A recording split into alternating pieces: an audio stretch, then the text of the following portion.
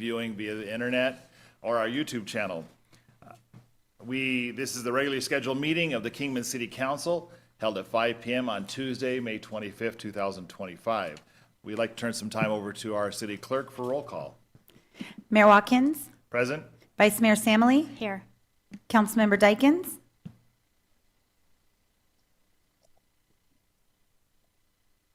He is with us on Zoom. Councilmember Savage. Here. Councilmember Staley is excused this evening. Councilmember Walker. Here. Councilmember Ward. Here. We have a quorum. Thank you. I would like to invite those who would like to participate in our invocation to stand, which will be given by Pastor Michael Bell of Kingman Nazarene Church, after which we will have the Pledge of Allegiance led by Councilman Ward. All right, let us pray. Heavenly Father, you are a good God. We thank you for your love for us and how you care for us in our lives. Now you care for the smallest details in everything that we do. We thank you for the city board and the work that they do. We humbly ask that you guide them in all the details, the operation of this city, that you bestow your wisdom on them, protect them in all that they do, and protect every city worker, police officer, fireman, sheriff, even down to the garbage collector and the dog catcher. Under your protection and guidance, O Lord, may this city prosper and thrive for all generations. Let Kingman, Arizona be a place of refuge and delight to many people. And we ask these things in the name of our Lord Jesus Christ. Amen. Amen. I pledge allegiance to the flag of the United States of America and to the republic for which it stands, one nation, under God, indivisible, with liberty and justice for all. Thank you.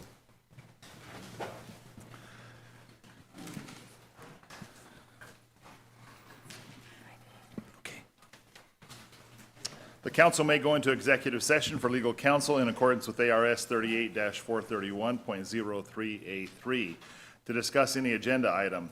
The following items may be discussed, considered, and decisions made relating thereto. Item number 1 on our agenda is awards and recognition. 1A, Building Safety Month proclamation. And I have the proclamation. I would like to read it. And we appreciate our building department. Proclamation Building Safety Month, May 2025. Whereas our city is committed to recognizing that our growth and strength depends on the safety and essential role our homes, buildings, and infrastructure play, both in everyday life and when disasters strike. And our confidence in the resilience of these buildings that make up our community is achieved through the devotion of vigilant guardians, building, safety, and fire prevention officials, architects, engineers, builders, tradespeople, design professionals, laborers, plumbers, and others in the construction industry who work year-round to ensure the safe construction of buildings. And these guardians are dedicated members of the International Code Council, a nonprofit that brings together local, state, territorial, tribal, and federal officials who are experts in the built environment to create and implement the highest quality codes and standards to protect us in the buildings where we live, learn, work, and play.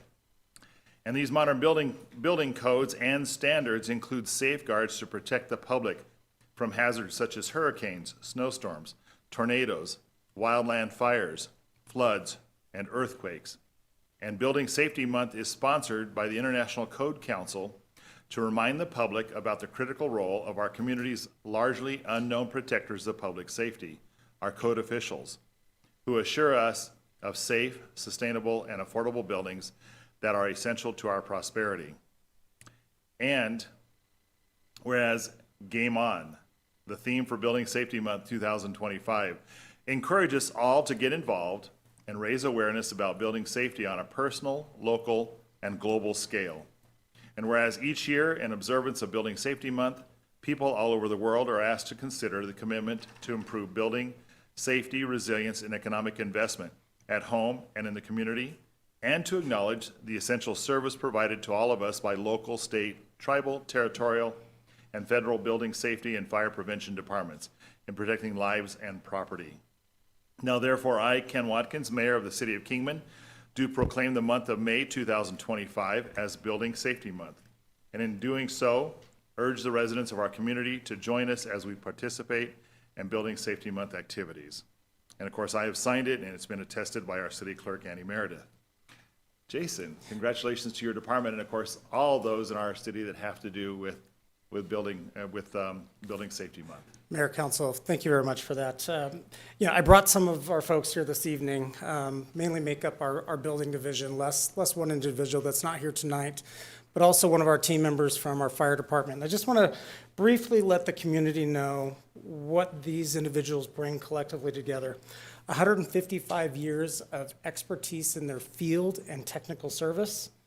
They hold approximately 41 certifications collectively amongst themselves.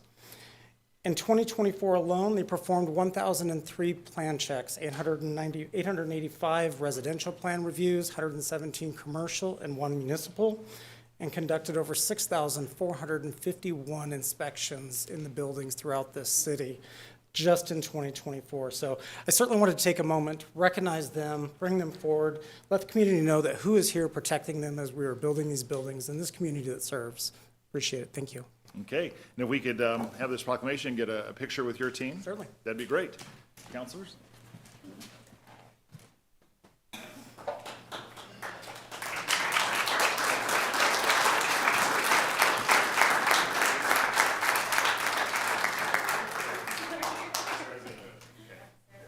Sarah will arrange us. Here, Jason. You can help hold this too. Okay. Okay.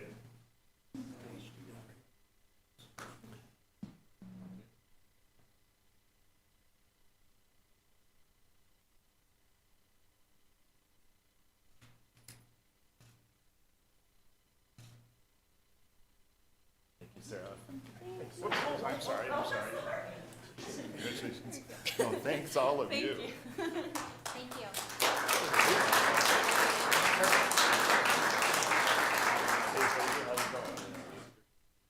Thanks. We'll give that back to you.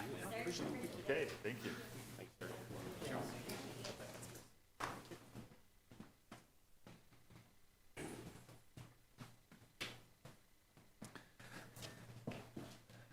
I think the awards and proclamation are oftentimes the highlight of our meetings, and I really appreciate recognizing people that deserve recognition. Also, we have item 1B, Spring 2025 Citizens Academy Participant Recognition. The mayor and council will present the Spring 2025 Citizens Academy graduates with a certificate of recognition for the completion of the program. As many of you know, we have a Citizens Academy that we are trying to hold twice a year. And as I just said, the spring one just finished, and we would like to recognize those who participated and give them a little something as a vote of appreciation, a nice yellow shirt that calls attention to who they are. If any of you know me, I love yellow. I used to drive a yellow Ford F-350, and so I like bright colors. It's all good. So anyway, Annie, do you want to, and actually our deputy city manager and I will give the awards, and you can announce the names and call them up? Yes, sir. Thank you. Okay. Mayor, if you don't mind, I'd like to just say just a couple of gratitude words to the group. Sure. I want to say thank you on behalf of all of us. I want to say thank you to each and every one of you that participated in the program. This is a major time commitment. You spend close to 24 hours in evening sessions after you've already put in hardworking days with other commitments and other responsibilities, and you give your dedicated attention to learning about what the city provides for services, what we do for our community, and again, you show an investment and interest in what we do. And so I just want to personally, and again, on behalf of the city, say thank you for all of that. So can we give them a round of applause? And Tina, to add on what you said, if you ever want to know the inner workings of the city, this is one of the academies, the places to learn. And please ask these individuals who have gone through this academy And I think most of them will give you a favorable, exactly, a thumbs up on this program. And it talks about our city. We appreciate your willingness to do so. And we invite all of our citizens to go through this academy. Okay. Council, do you want to join us? Yeah. If you'd like her. So I'll go through. I'm going to call you up individually to be recognized. If you could please stay up here so that they can get a group photo at the end, that would be fantastic. We are going to start with Deborah Botts.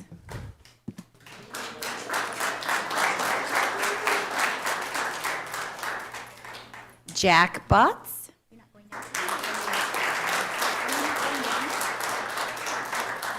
Nicole Bro.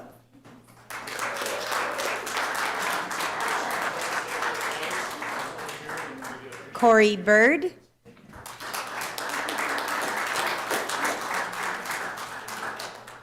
James Conlon.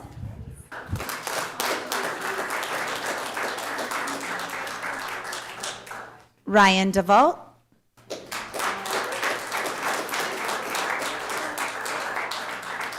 Dick Dobson.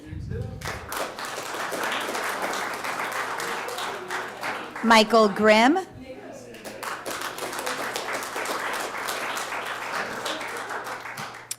Ron Helmseth.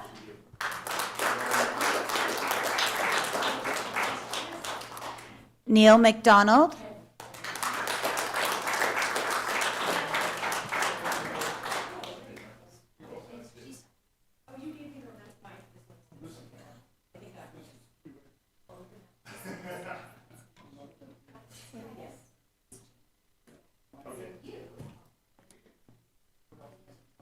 We have 3 that aren't here.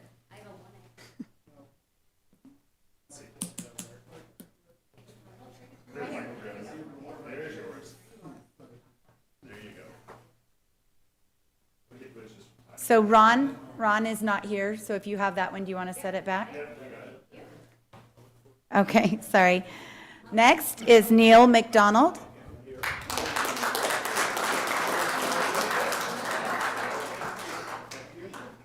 Craig Matthews.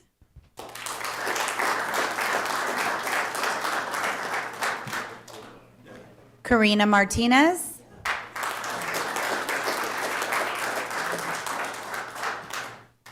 Mercedes Rips is not here with us this evening. Jim St. Pierre.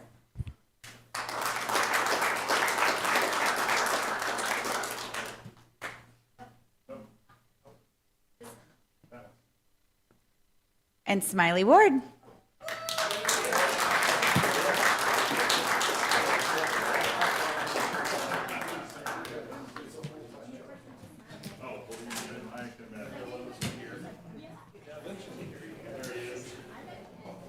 Are these your guys'?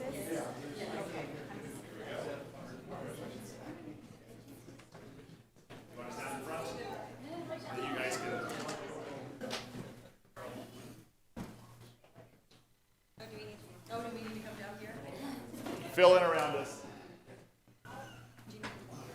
You're great. Okay, good.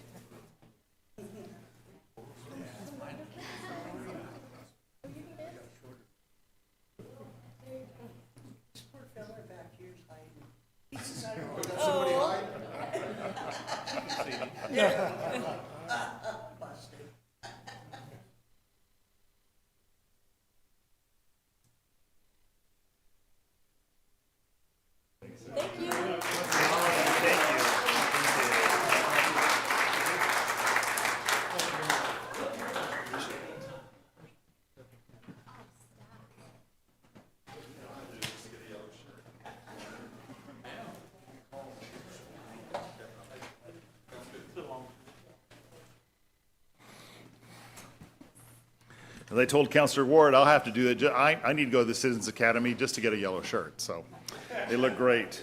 Thank you. Okay, we are changing our agenda a little bit. We have a department report that we want to, because I know a lot of you are here because of our signs and how we're handling signs. And so we're going to turn some time over to Jason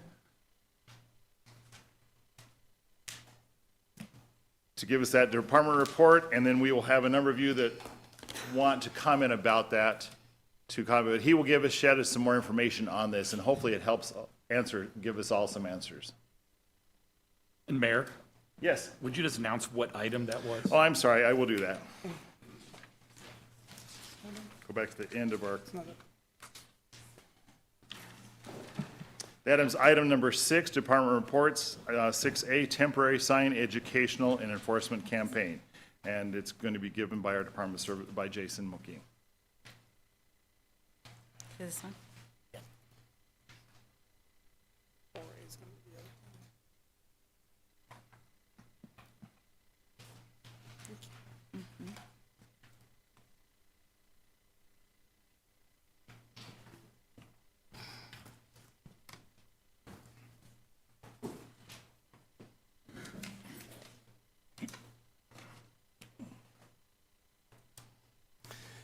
Thank you, Mayor, Council.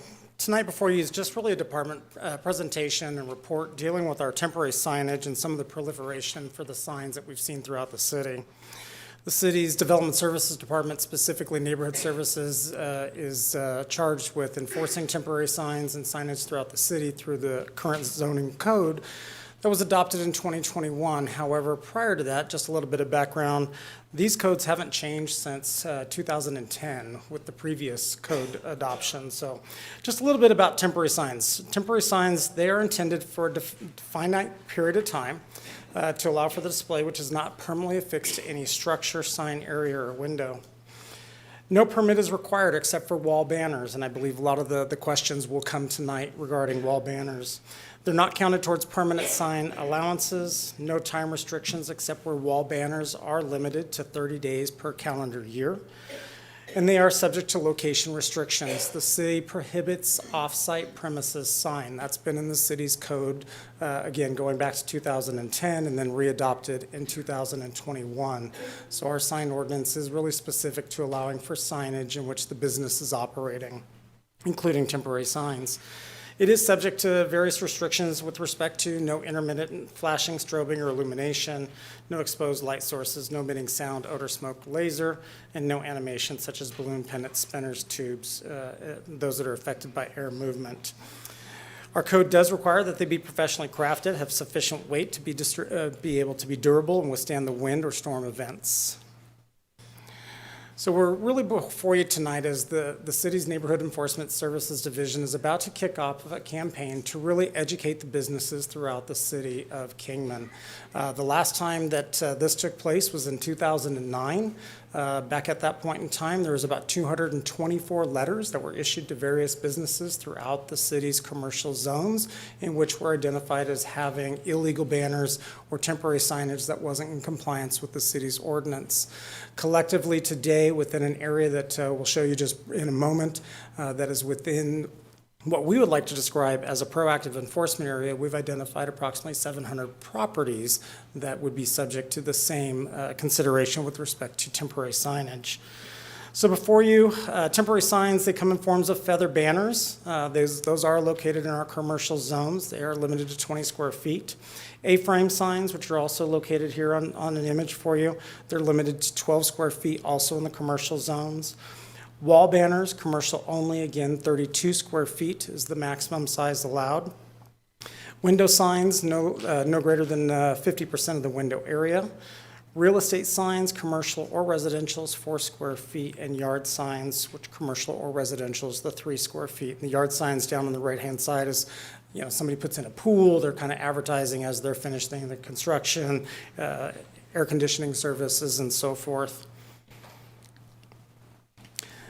Where signs can't be placed, and I think this is where we really come into the educational portion, they can't be placed over any public property or within the city's right-of-way. They can't be attached to utility poles or any other structure on public property, government-owned land, including civic complexes and parks.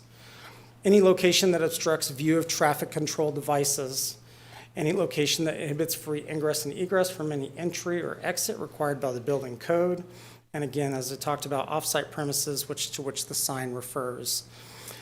As you'll notice, there's a common denominator here. It's mainly all safety-related items. So when we put them out on our street utility poles, we put them up on fences, we put them within the right-of-way areas, we do risk the likeliness of it impeding someone's view or be able to have obstruction on the sidewalks and so forth.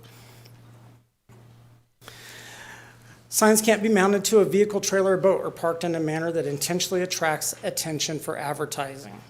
Mounted to fuel tanks or storage enclosures, covering the architectural features of a building, specifically if it's a historic structure. Mounted to fences or other structures visible from the public right-of-way. And within the site visibility triangle to all street intersections, driveway, and street as well.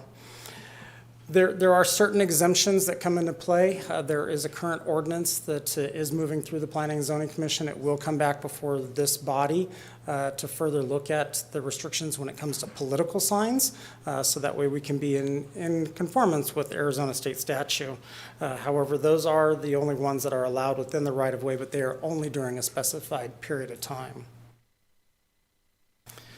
So again, this kicks off really the educational part of this. We're looking to launch a campaign. It's a 45-day campaign starting June 2nd with the letters and the informational information. Tonight you were presented with flyers before you that will be attached with those letters in a mailing. We're doing in-person contact in where we actually can see violations that are safety-related concerns, and then press releases and social media messaging. The image before you is the proactive neighborhood enforcement area. This really does focus on our commercial corridors, in which currently, if you were to drive down them today, there is a proliferation of signage. It gets very busy. It's on fences. It's probably just about everywhere but where they probably should be. So our planned social media campaign really is to reach out, talk about what temporary signs are, which we've discussed today. These will be done through social media and again as part of the flyer campaign that we've prepared. It does provide contact services for the Neighborhood Services Division. All of this comes into the Development Services Department. I can say leading up to this particular meeting, I have been able to have contact with several different entities, nonprofit groups, was able to discuss what the regulations and requirements are.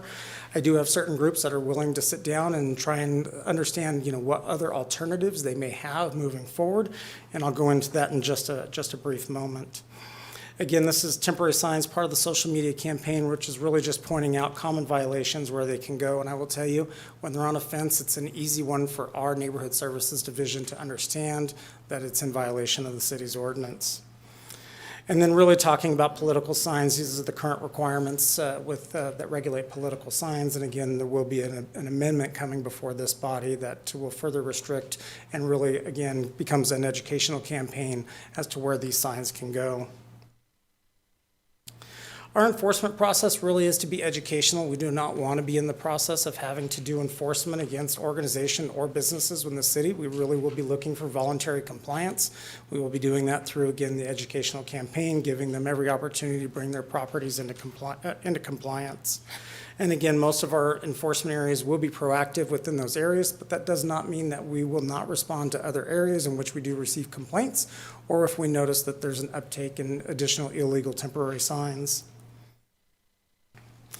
So where can you put your temporary signs? How can they advertise? Well, temporary signs for the business establishment can do so by obtaining a banner permit. They can utilize A-frame signs. They can hang the banner against the wall itself, again with that permit. They can utilize window signage.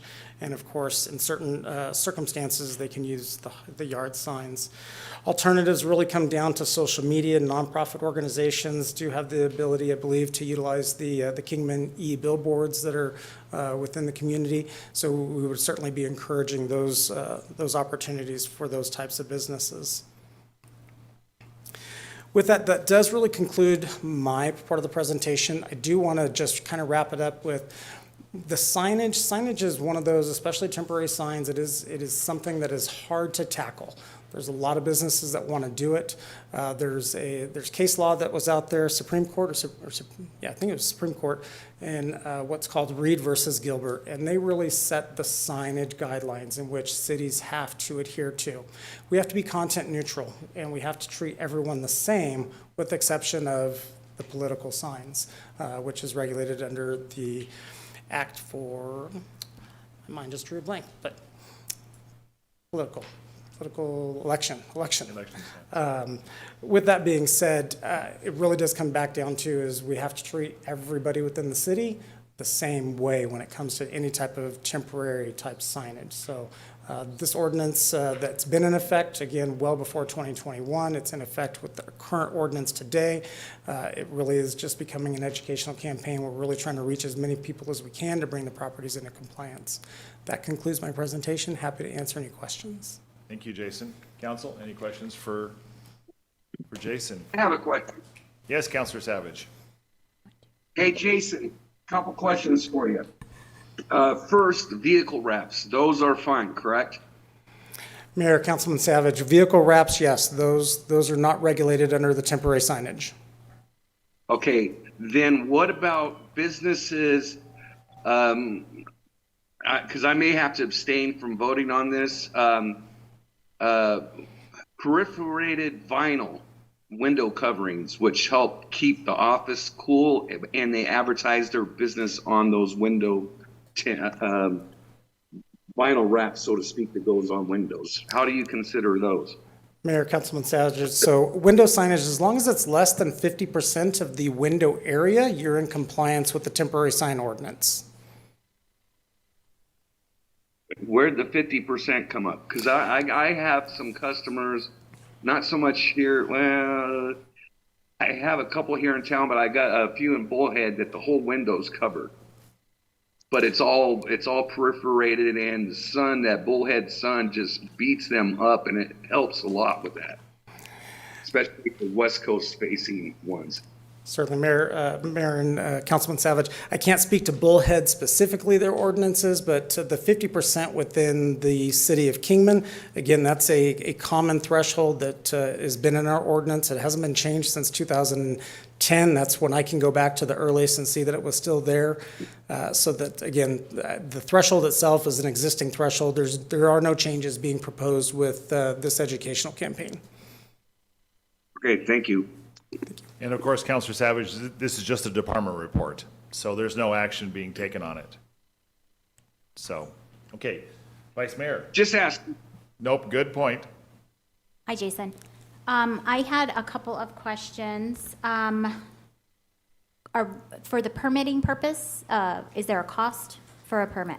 Mayor, Vice Mayor, I actually don't have the costs off the top of my head, but during the educational period, we are hoping to get as many of those banners permitted as possible, and I can bring that cost back to you. Yeah, I'd like to know what the cost is going to be. And then my other question is, standard 30 days per calendar year, you said, for a temporary? Mayor, Vice Mayor, yes, that is currently what's in the ordinance. It allows for 30 days in a calendar year. Okay.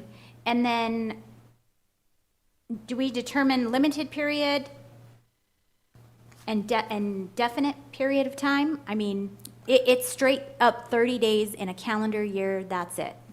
Mayor, Vice Mayor, yes, 30 days in a calendar year. Okay, I think we need to look at that. Understood. Thank you. And I would like that cost, please. Thank you. Okay, and of course, as Vice Mayor mentioned, that's, for example, if a business is using a temporary sign. Mayor, Vice Mayor, yes, that is correct. That applies is to for that. businesses that are permanently established. They are the ones that are eligible for a temporary sign. And on premise. On premise, correct. Right, so like these feather signs. Correct, feather You're- signs. You're saying that a business could only have a feathered sign on their property for 30 days in a calendar year? So the feather signs, I don't Mayor, Vice Mayor, I don't regulate the feather signs in regards to the number of days. The banners specifically are regulated to the 31 days. Okay, so there's For the no 30 reference to days. feather signs? Yes. Okay, that's helpful. Thank you. Okay, thank you, Jason. We're going to have our call to the public, and I will call up, actually, there's a number of citizens that want to comment on that, and so let me read this, please.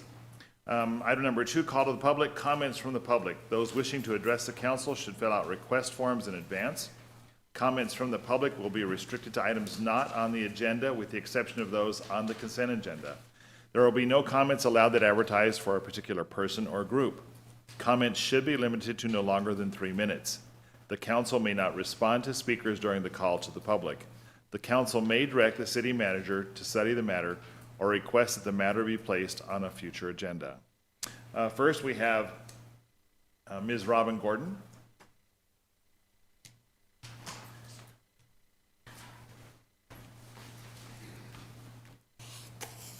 Good evening. My name is Robin Gordon. I'm the chair of a group called Sounds of Kingman. We have been hosting concerts in Metcalf Park for 15 years. These concerts are free to the public and provide local musicians the opportunity to perform. We also, with the help of the Arizona Humanities, present to the community speakers who put on presentations that are historic and cultural in nature. These programs are also free to the public. We are a nonprofit organization, and local businesses support these events. One of the ways that we publicize these events is with banners placed in various locations around the community. We always get the property owner's permission before putting up our banners and remove them promptly after the event is over. I understand we've unknowingly been violating the existing city ordinance. It is my understanding that the city has not been enforcing this ordinance until recently. I'm asking the city to revise the existing ordinance to allow organizations that put on special events to publicize their events with banners. These events add to our community and offer the opportunity for organizations to raise money for the community. I appreciate you allowing me to speak and hope that together we can come up with a solution to this problem. Thank you. Thank you, Robin. You're welcome.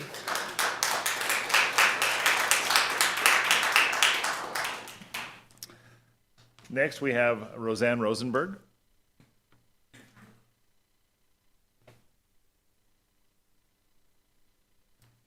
Good evening. My name is Roseanne Rosenberg. Thank you for the opportunity to address the council. I've been a resident of Kingman since 1993. For the last 5 years, I have been involved in organizing a small crafts market. Each market offers a wonderful variety of talented artists and crafters for the cultural benefit of our community. These craft fairs, markets, whichever you prefer, are an integral part of our community. In the Kingman community, like our craft market, there are special events for activities of all kinds. Groups that help people, groups that entertain, educate the community, the rodeo, fun run, county fair, Kingman's Cancer Care Fair, just to mention a few. Each of these organizations rely on banners to remind the public, the visitors, and tourists from around the world that there is something going on. The people who provide these banners are local merchants and earn their living because we use their expertise. We take pride in making sure our banners are clean and readable, put them up in time, and take them down after the event. The businesses that allow us to put up a banner know that their business is a part of the community picture. All of these events take place in the city, hence the perfect place for advertising. The digital bulletin boards are financially not feasible for the smaller special events. Those of us who advocate for the use of banners are in agreement to have a standard set for the use of this form of advertisement. A permit request stating the organization, special event, time, place, contact information, start and date, end date. The permit might suggest a standard size with appropriate methods to affix the banner to a place of exposure. The banners are crucial to the success of Kingman's community spirit. We would be happy to assist in the process of making banners and signs work within the guidelines of any statute or ordinance. Thank you for listening.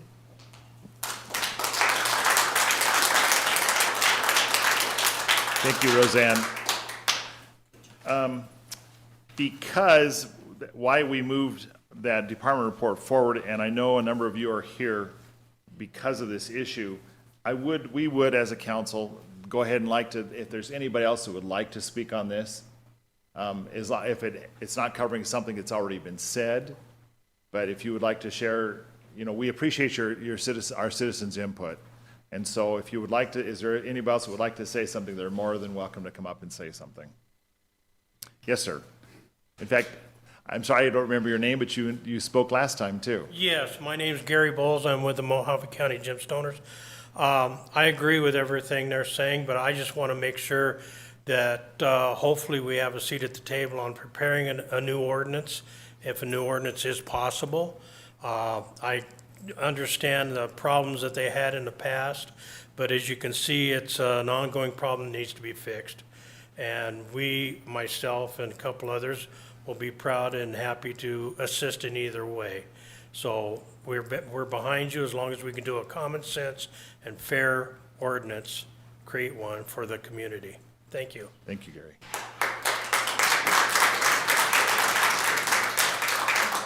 Vice Mayor, did you have a comment? No. Oh, Wait, you're done.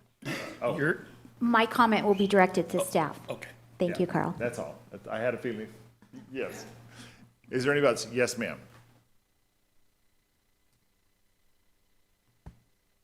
My name is Carol Campbell, and driving around the city this week, I've noticed signs for a gun show. I have another question regarding the signs that are on the high school baseball field fence, which there's one that's only attached at the top, and when it's windy, it flaps. And they're metal, and it could be dangerous. So I just don't know if that applies to those signs also.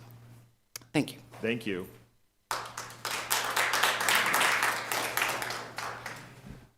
Yes, ma'am. Thank you. If you could state your name, please. Hi, my name's Dana Sandhop. I'm with the Mojave County Gemstoners. I am the show chairman. We put on a show every year here in town at the fairgrounds.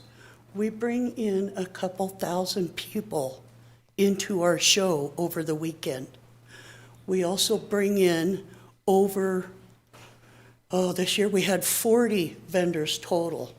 2/3 of them were from out of town and out of state. They all stay here in town, in the motels, the RV places, etc. And we feel that some type of an agreement would be applicable for both sides, so that, for instance, Gary and I have been talking, quite frankly, about this sign issue, and I totally agree that something needs to be done because it's just terrible. All the signs blowing over the city, it's just awful. So him and I were thinking like a 2-week signage with permission from the owner, possibly sheet of paper explaining where it's at, signature from the owner, the address, and then give us, say, 24 to 48 hours to bring them down. And we can guarantee that. We spend thousands of dollars on signage. We put them all over town. No doubt, bright yellow signs that says, Rock and Gem Show, I'm sure you all have seen it. So please work with us, allow us to come and be on the committee, because we're responsible. And I know these other ladies here, they're also very responsible. So please work with us in trying to find a gray area there somewhere for us. And that includes everyone, okay? Thank you so much. Thank you for your comment. Thank you. Okay, I think we have one more.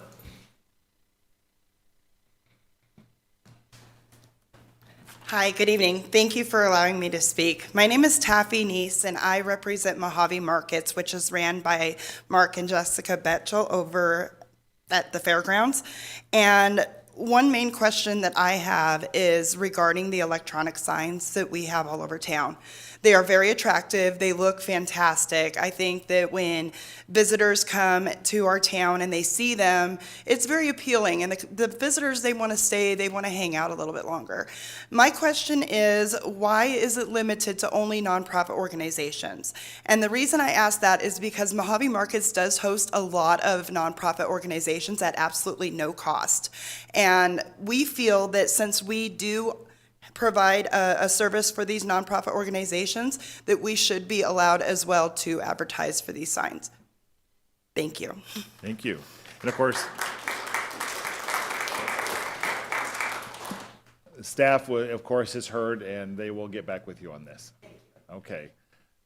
Ma'am, okay, this will be the last one. If you have a comment, yes. Hi, my name is Lexi Sheldon. I'm the new church administrator for Kingman for Southern on Wallapai Mountain Road, and I was kind of brainstorming what everyone else was saying, and I do think perhaps a differentiation between the advertiser, the companies, the businesses that wish to put up signage versus them lending their property for other people, like the nonprofits, to put up their stuff. So maybe certain permissions, like the business owner has these allocations, but if they so wish to lend their property, here are those restrictions if they choose to do that. And with the cost of banners, something else to keep in mind, a good-sized banner runs $100, $200 or more, and the current signage permit is no more than 31 days, but no more than 7 days at a time. And so if you're only going to use it for a week, it's kind of a lot to put into a banner. So, and it's not a lot of lead time for some of these special events. So perhaps in addition to more time in the year, perhaps 14 days, some lead time with a couple days to take them down would make that more of a profitable option for people that buy the banners. That's it. Thank you. Thank you for your comments.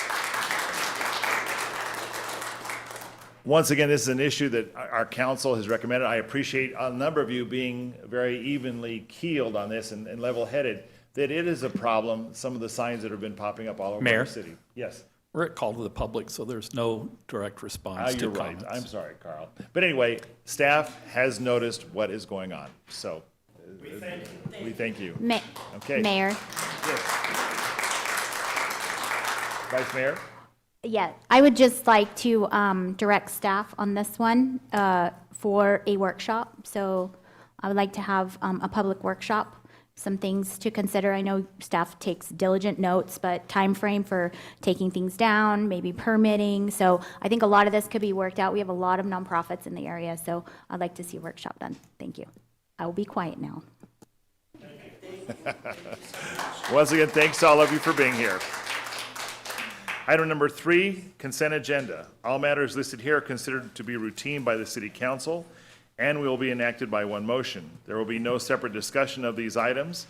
If discussion is desired, that item will be removed from the consent agenda and will be considered separately.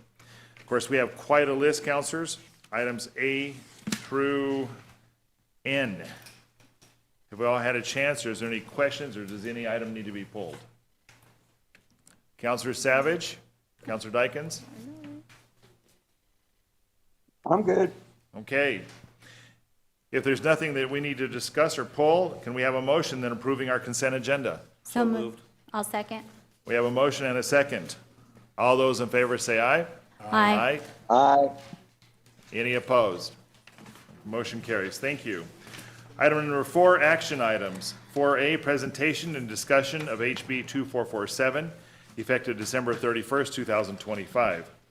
Presentation regarding the recently adopted House Bill 2447, which amends Arizona Revised Statute ARS 9-500.49. Administration review and approval. Self-certification program, expedited approval definition. These amendments require significant changes to some of the city's land development review and approval process. Staff requests council direction. Jason, good to see you again. Mayor, Council, thank you. So tonight before you is really just an update on Arizona House Bill 2447, which was signed by the governor just last month. A little bit of background, though. In 2023, the Arizona legislature adopted Senate Bill 1103, which created a revised statute 9-500.49. SB 1103 gave the cities the option to authorize personnel to administratively review and approve without a public hearing site plans, development plans, preliminary plats, and final plats. It also allowed authorized personnel to administratively review and approve design review plans based on objective standards without a public hearing, and to adopt self-certification programs for registered architects and engineers. It also allowed for at-risk submittal for certain on-site preliminary grading and/or drainage work, and allowed for applicants with a history of compliance with the city's building codes and regulations to have an expedited permit review. So the key to the SB 1103 is it gave the cities the option to do this. The big change on March 31st of this year, Governor Hobbs signed House Bill 2447, which now is prescribing that cities must, so we shall, authorize personnel to administratively review and approve without a public hearing site plans, development plans, preliminary plats, and final plats. So what doesn't come before you today are site plans and development plans. However, what does come before the Planning and Zoning Commission and the City Council currently are preliminary plats and final plats. That would be a considerable change before this body based on the bill itself. That's how it was written and adopted. It will also require and authorize personnel to administratively review the design review plans. That's currently happening within the city of Kingman. Allows for at-risk submittal for certain on-site preliminary grading work or drainage work. We currently do that based on a policy that we have. However, we will begin proceeding and moving forward with actually crafting specific standards for at-risk permits. And then to allow for the history, applicants with the history of compliance and building code regulations to have an expedited permit review. So that would be a new review process that would be implemented as a result of House Bill 2447. It did allow for one piece that cities may adopt, so they are not required to, and that's to adopt a self-certification program for registered architects and engineers. Self-certification would basically, architect or engineer would submit the plan saying, it meets all of our code requirements, they go straight out and build it. However, we don't have a process that implements that. That takes away all departmental review, and essentially we would be entrusting the architect and those registered engineers to state that they're adhering to our requirements without any review by staff. So a little bit of background, when this took place back in 2023, several cities did move forward and elected to implement the review process, which would allow for administrative review. What I've highlighted here are those that didn't, that still required the public hearing process through the proposal of this application or this presentation.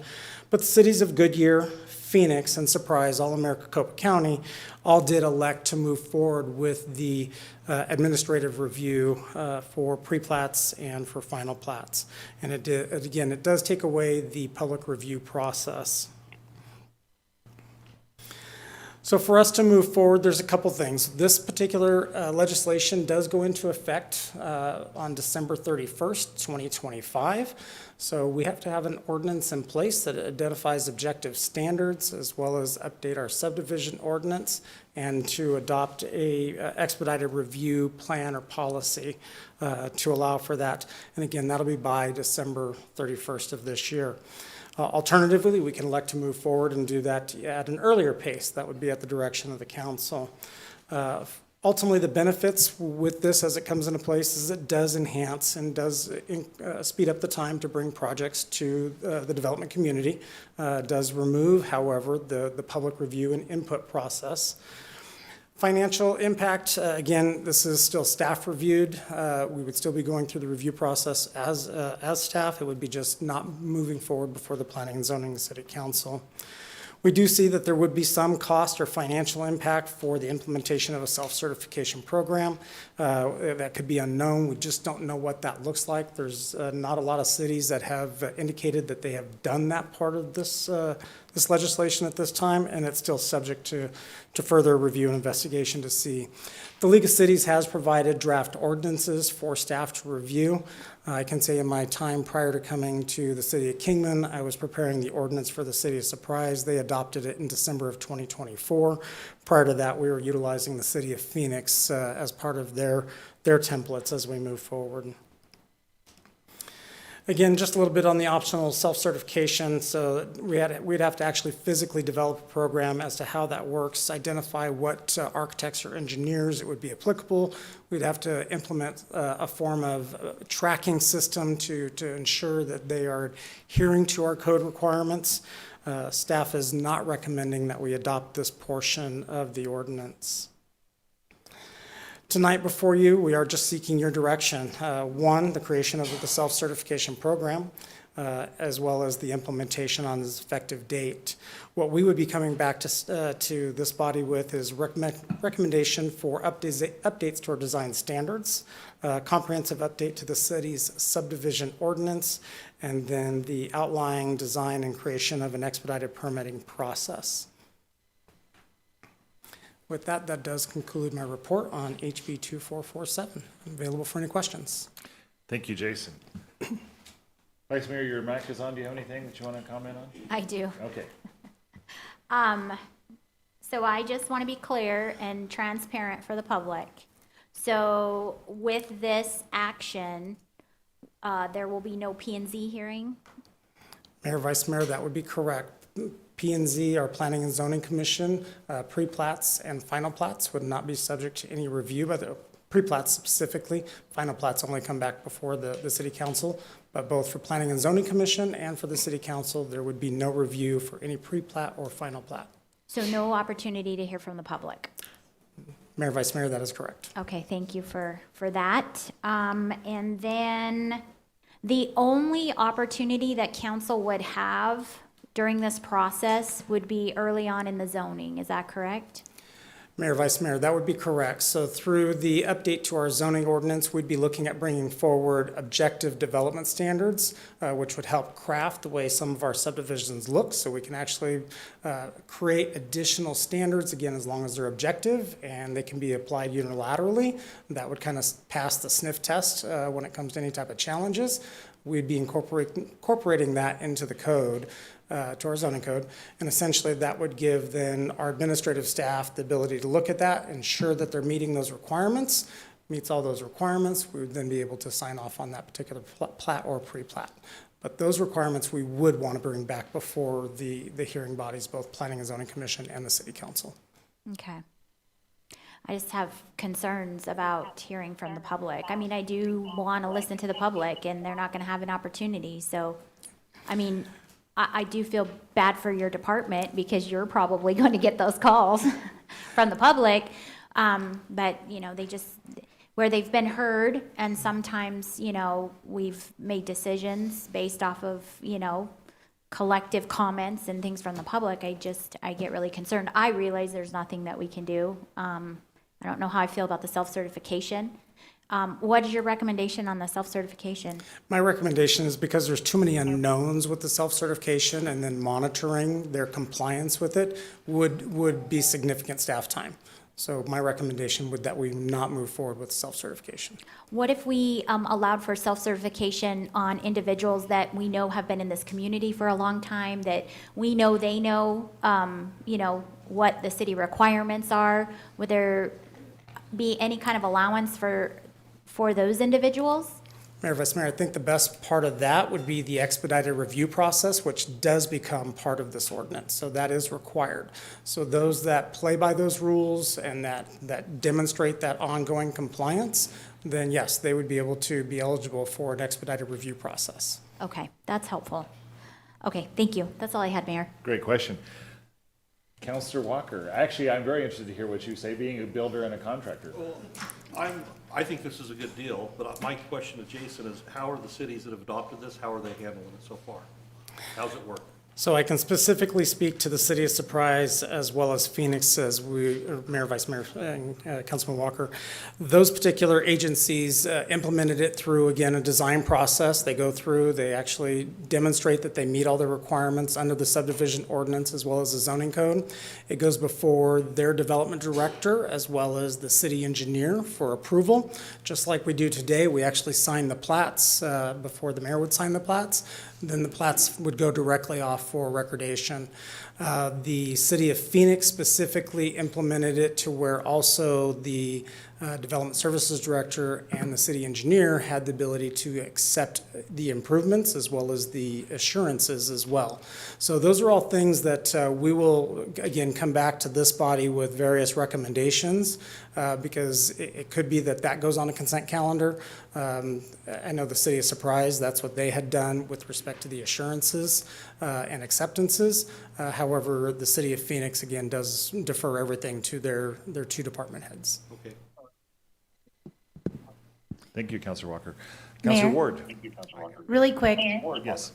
Councilmember Dykens has a question, and he's having issues with his audio, which is what's happening right now. Okay? And so, if you are okay, can I read Of his course, question would for Please you? read it. Uh-huh. His question is, if approved, how long will it take to write codes and ordinances versus it goes into effect at the end of the year? Mayor, Councilman Dykens, in either case, we will have to prepare an ordinance. So we are required by the legislation to have an ordinance in effect by December 31st of this year. So you will have an ordinance in effect before you. I will tell you, with the updates that we are doing to our zoning code today, which is really the ongoing comprehensive cleanup, I'm working already with the consultant that we are prepared to move directly into the subdivision ordinance so we can start preparing what that would look like and bring that before the council. Hopefully that answered Counselor Dykens' question. So, okay, thank you. Counselor Savage, anything? I'm good at this point. Okay, real good. Jason, net result. How is this going to move through your department? Is it going to actually expedite things, but it also is it going to put more load on your department? Mayor, Vice Mayor. Yeah, I do believe it will expedite it. There will be some challenges on, again, working with the community, getting the information out to the community, especially when it comes to the objective standards that we're looking to move forward with. But again, we are working currently on a comprehensive update. We've been holding our quarterly updates with the development community so that way we can bring before them changes that we're incrementally looking at before those changes get before this body. That will continue through the process. I would be looking to bring an ordinance along with the subdivision ordinance back to this body early November so that we have time to look at it. But again, we would likely have at least 2 to 3 workshops with the community, also opening up to the Planning and Zoning Commission and the council so that way we can get input from everybody because it does and it will affect our design standards. So our department will be very busy through the first part of this year, then of course the implementation as well. Okay, thank you for answering all the I questions. do have a question. Yes, Counselor Savage. And it kind of concerns me, and I think it possibly opens a can of worms. If you're a certified architect and planner and you can approve your own work, doesn't that kind of open a can of worms of something going through the back door that shouldn't without the review of everybody else going through it? Mayor, Vice Mayor. Does that make sense? Yeah, Mayor, Vice Mayor, Councilman Savage. I certainly concur, and again, that is one part of the project or the legislation that was left as an option, and I am not recommending that we adopt that with this ordinance as it comes forward. Okay. Thank you. Mayor, Vice Mayor, if I can just really quick add, a lot of this, again, is subject to public review today.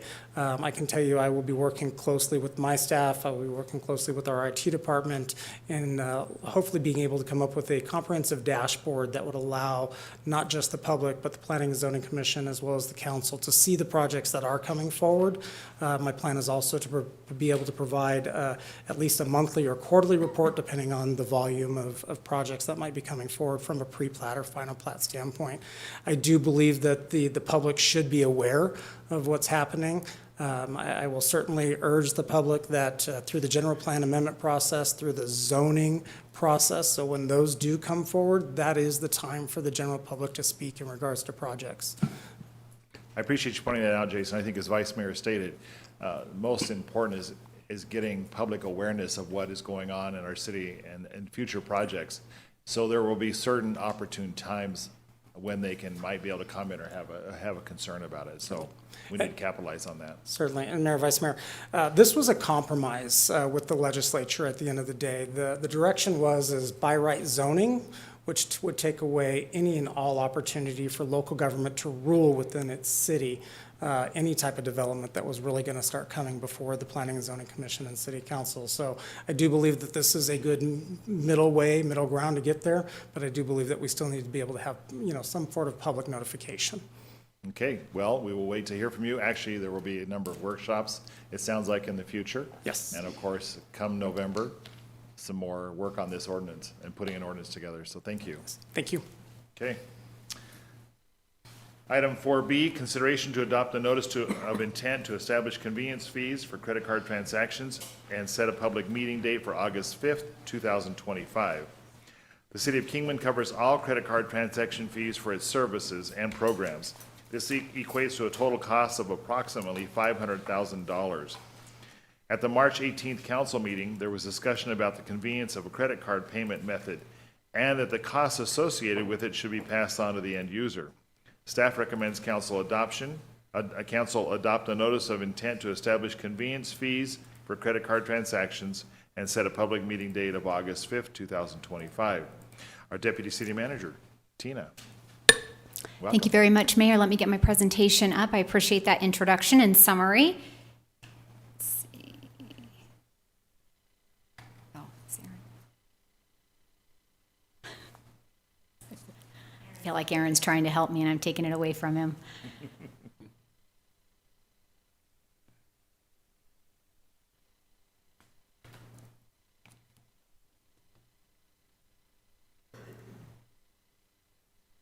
Great.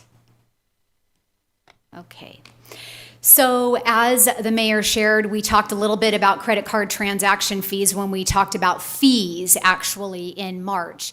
And as part of our fee review process, we look at all of the costs associated with our fees, and credit card fees are a big cost of our fee calculations. And so which types of services and programs do we allow credit card transactions to be paid with? Well, pretty much everything that we offer, we allow to be paid with a credit card, ranging anywhere from cart bus passes to things that you buy at the Powerhouse gift shop, obviously our utility bills, special event permits, building permits. It's everything that we offer. We allow credit cards as a payment method. So some transaction stats. We tried to compile as much information as we could over the past year as far as credit card transaction stats. So total transactions that we have processed in dollars, just over $9 million. As far as volume, so the number of transactions, over 300,000 transactions. The average transaction size is about $27. Now that's citywide, not just utility billing, but citywide. And the highest transaction size was actually in our building department. Just over $26,000 was paid with a credit card. So the average transaction cost is about 3%. And what does that 3% equate to? Overall for the city, it's we're expecting just over $500,000 by the end of this fiscal year. Now, our utility billing department is the largest generator of credit card transaction fees and credit card transactions. Just over $300,000 will be absorbed by the utility billing division. However, there are also engineering fees that are in the water operating fund. We have our parks fees, our golf course fees, our building permit fees, plan review fees. In the general fund, just over $120,000. Powerhouse Fund, Airport Fund, and Transit Funds are also other funds that are being impacted by credit card transaction costs. So there is another type of option. Instead of the city absorbing those fees, we are able to pass fees off to our customers. And we can pass them off customers would be charged the transaction fee for the convenience of paying that credit card.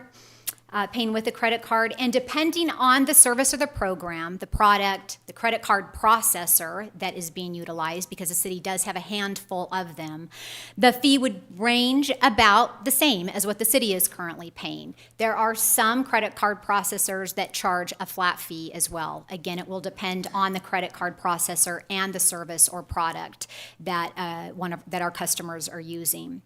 The transaction fee is required to be listed separately on each receipt. We are required to notify the customer. We would also notify the customer if it's an online payment. We would want to notify the customer that, hey, by paying by credit card, you're going to incur this fee.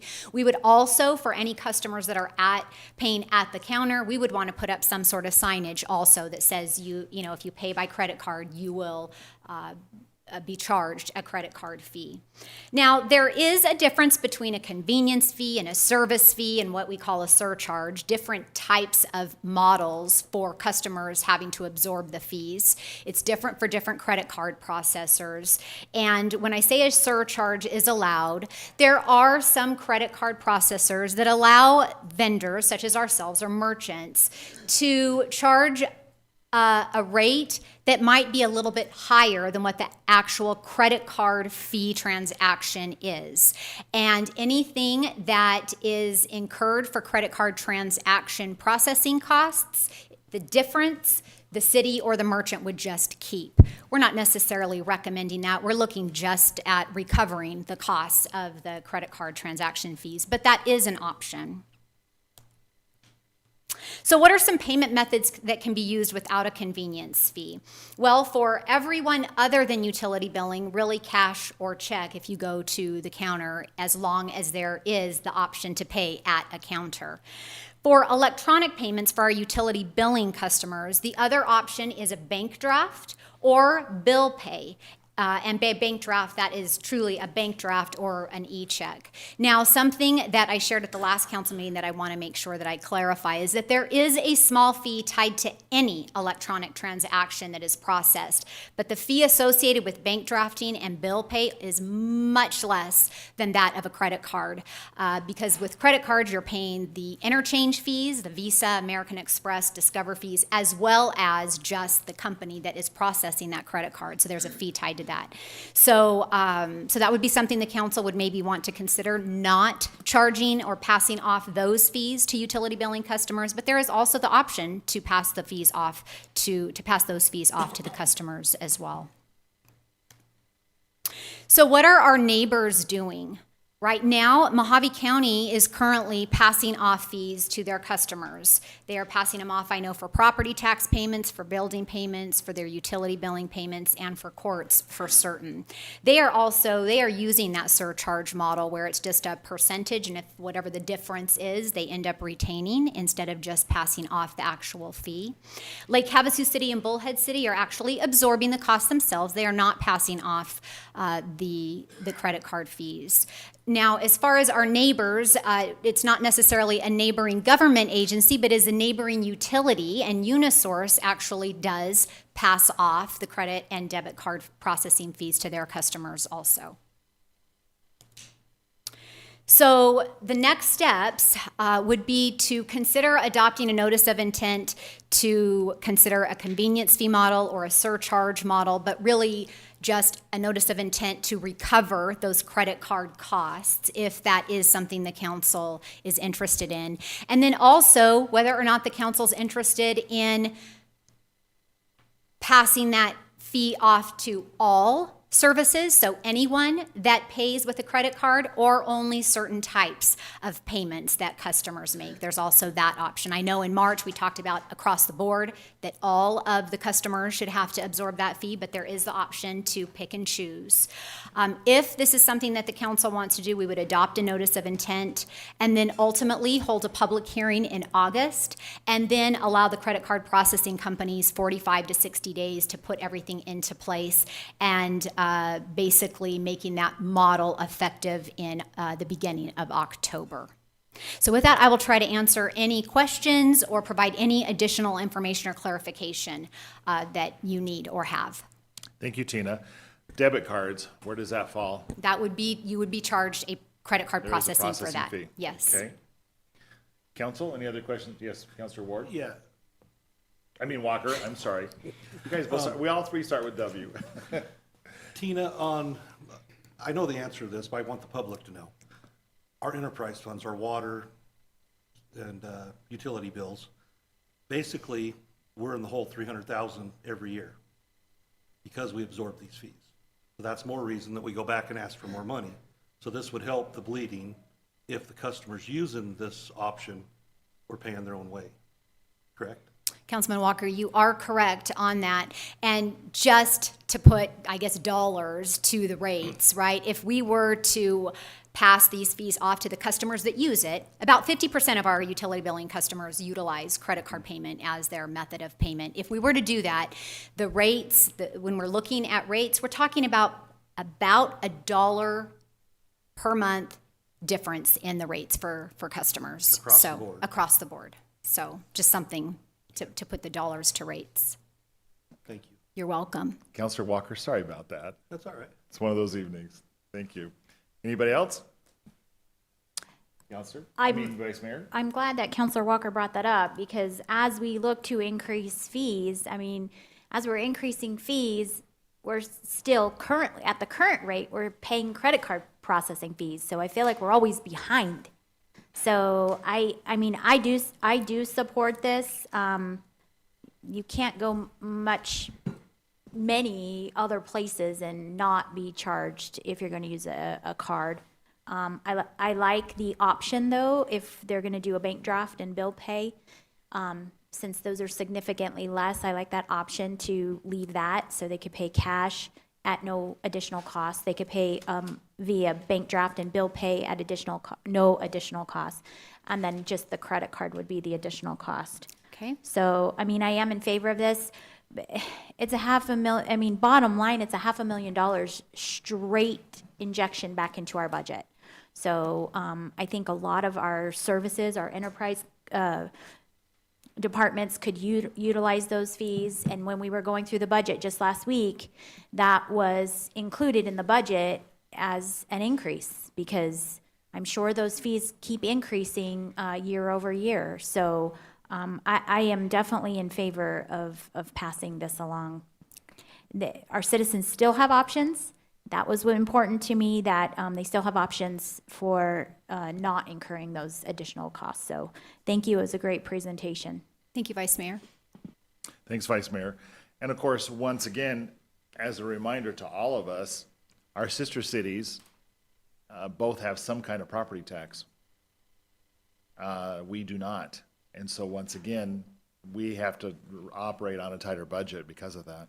So I appreciate you bringing this forward, Tina. And once again, I am with Vice Mayor that we should move this forward and to this presentation.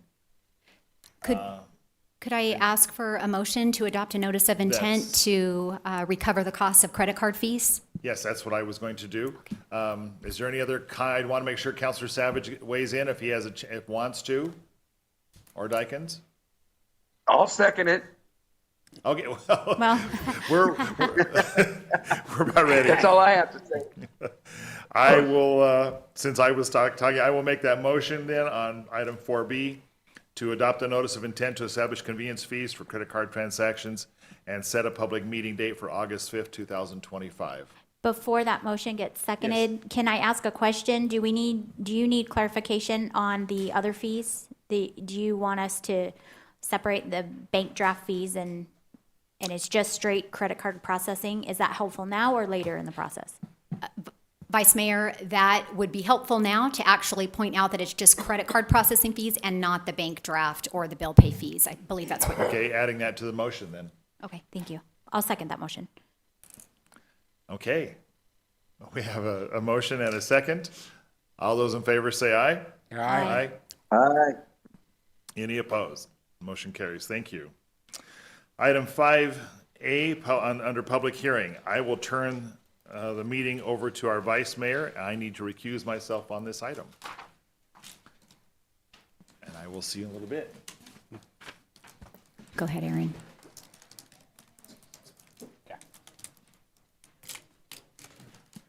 All right, item 5A, public hearing and adoption of ordinance number 1950, modifying solid waste rates and fees and establishing a drop-off recycling fee.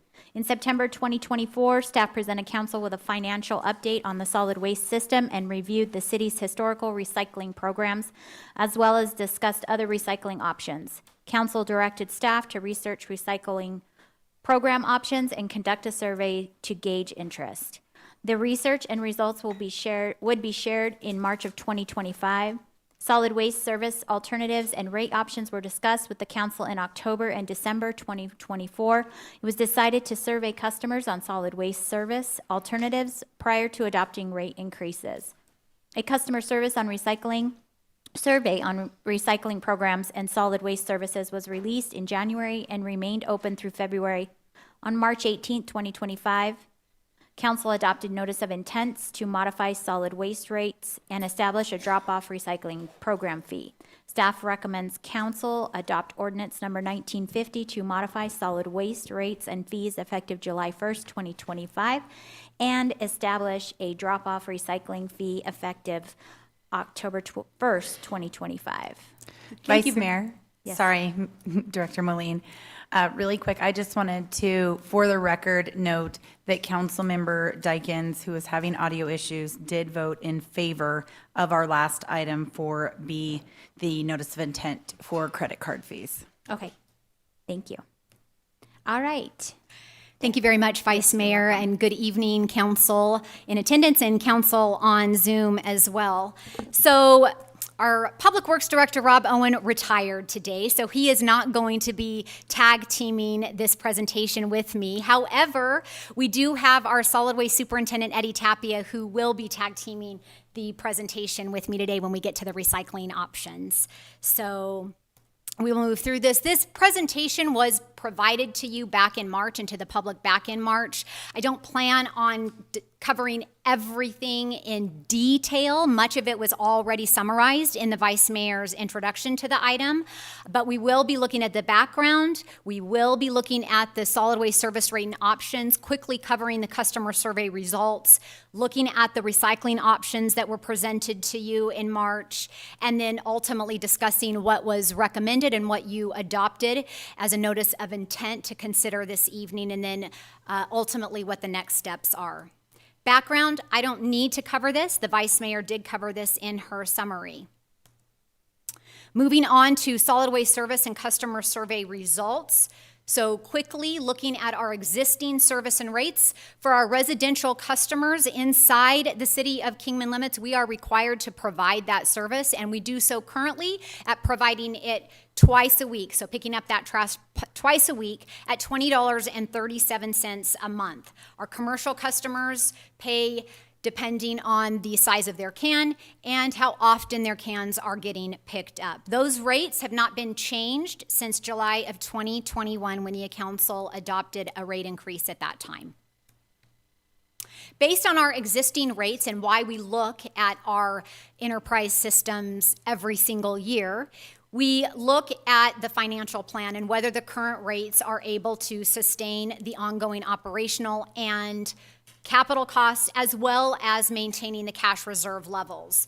Under the existing rate structure, by fiscal year 28, we will have depleted completely our cash reserves. That's that gray line that trends downward. And that is because our revenues, which are the green line, and our expenditures, which are the red line, you'll see throughout the 5-year projections slowly drift apart. So we're not creating enough or generating enough revenues to cover the operating and capital costs of the system. As far as the customer surveys results, we got close to 2,400 submissions, whether that was online or paper submissions.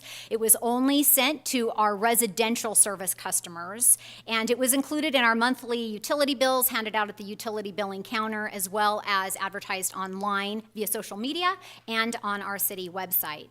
What were the results? We asked them whether or not they preferred once a week service at a lower cost or twice a week service at a higher cost. And 66% of the customers that responded stated that they were willing to pay a higher cost for twice a week service. And that if we did go to once a week, they would purchase a second can and be willing to pay for that can as well. Hence the reason why council adopted a notice of intent for twice a week service for this meeting. Moving into the recycling options, I'm going to quickly hand this over to Superintendent Tapia to cover what was discussed in March as well. Vice Mayor, Council, thank you for having me. Like Tina said, back in March of 2025, we did do an intent, and this is a proposed recycling program that we have. That overall cost is going to be about $265,000 annually. That drop program is going to be out at Public Works. It'll be down on the north side where the fuel island is. Hours of operation will be from 8 a.m. till 2 p.m. Thursday through Saturdays. The commodities that we will accept will be mixed glass, cardboard, aluminum, tin cans, number 1 and number 2 plastics. Just keep in mind that, those items that will be taken just will be depending on what the commodities, if they change or not, and the places we drop them, whether or not they'll still continue to take them. So like I said, the annual cost was about $265,000. According to the slide there, if we were to charge every solid waste customer, that would be $1.57. There was some council direction that they didn't want to burden everybody that wasn't going to use it, so we came up with the idea that if we throw as you go, when you come to the drop site, you can just pay as you come. We had a choice between just city residents only, or if we wanted to include county as well.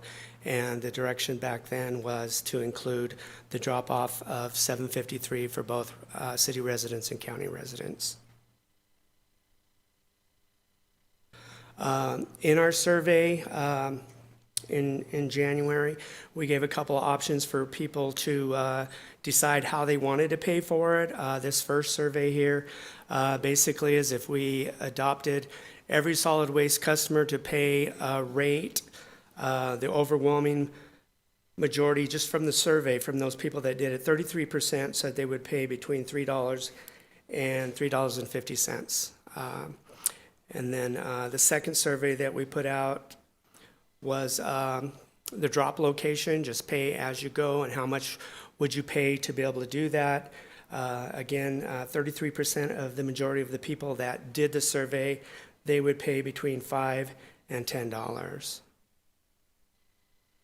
In that presentation as well, we did a green waste program. I got some notes on that.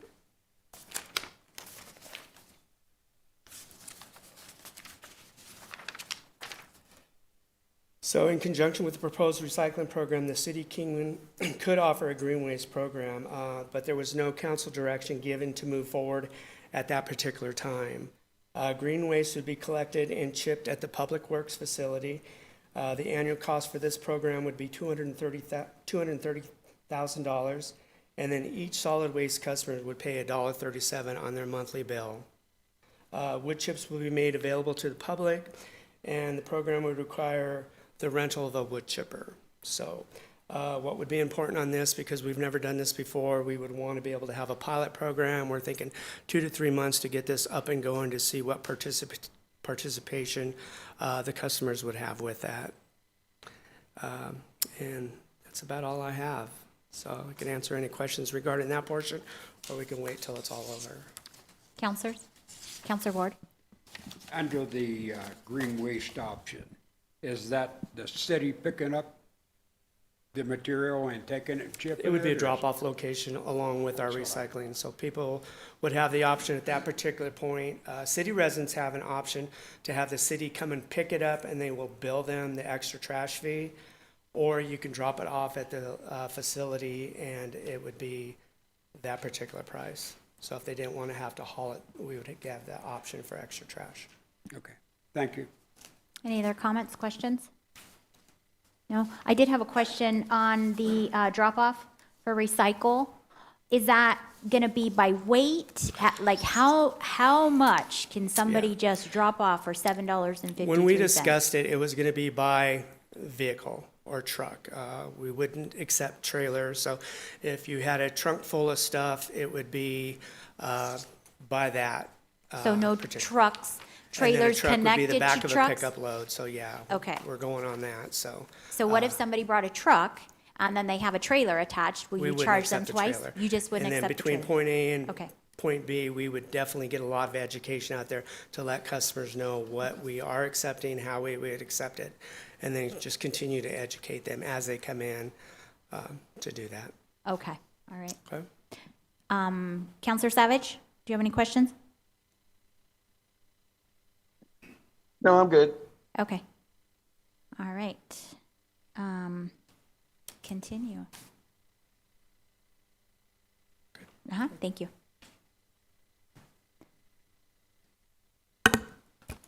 All right. So as far as what the council adopted and what is being recommended this evening, we did look at once per week rates, but the twice per week rates, which is the middle table with the arrow below it, is what is being recommended this evening. And that would be a 6.5% increase going into effect on July 1st of 2025. And then, of course, we don't adopt rates in the future, because we come back and reevaluate and there could be different rate changes. But this would be currently the proposed rate structure over the next few years as well, a 6.5% increase through fiscal year 30. So by adopting the 6.5% increase, that would change the rate for residential customers from $20.37 per month to $21.69 per month. And the 6.5% increase would apply across all commercial customer rates as well. We are also recommending an increase to the residential uncontained trash pickup. So currently, I believe it's $25.75, so moving that to $27.45, and then establishing the new commercial uncontained trash rate of $79.05. And what does that proposed financial plan look like now? Well, that gray line that where we depleted reserves in fiscal year 28 is no longer. We actually get to that 60-day cash reserve level that our enterprise fund balance policy allows us or encourages us to be at. And that goes through fiscal year 30 as well. So we're back to being healthy in the solid waste rate fund again.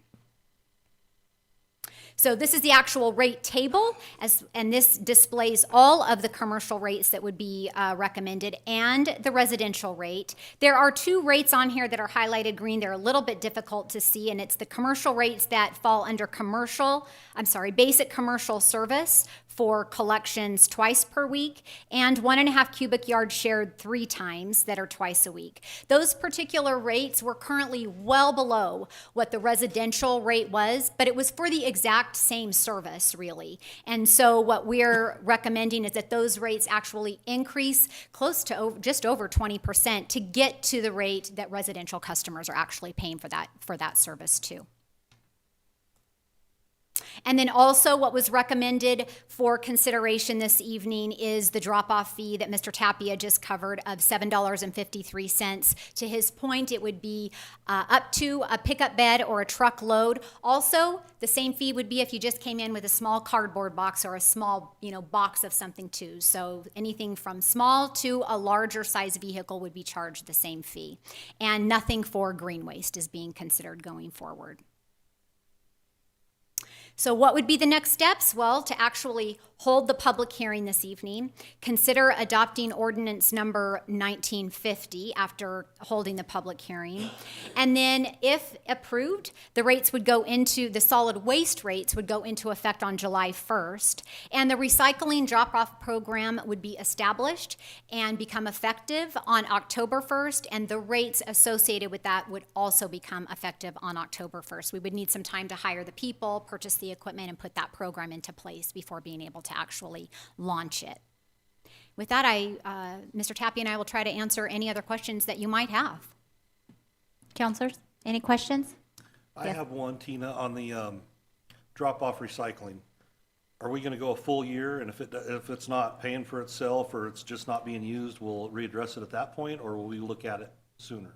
So, Councilman Walker, great question. So it's entirely up to the council. Certainly, we will evaluate it within the next 9 months to 12 months when we bring back the normal rate reviews. So we will definitely bring it back then. But we could certainly bring it back maybe in 6 months, just 6 months after the program's launched. So really, that's about the time that we end up bringing the rates to you. Okay. So technically, it would be about a 6-month program. Right, thinking about that. Yep. Thank you.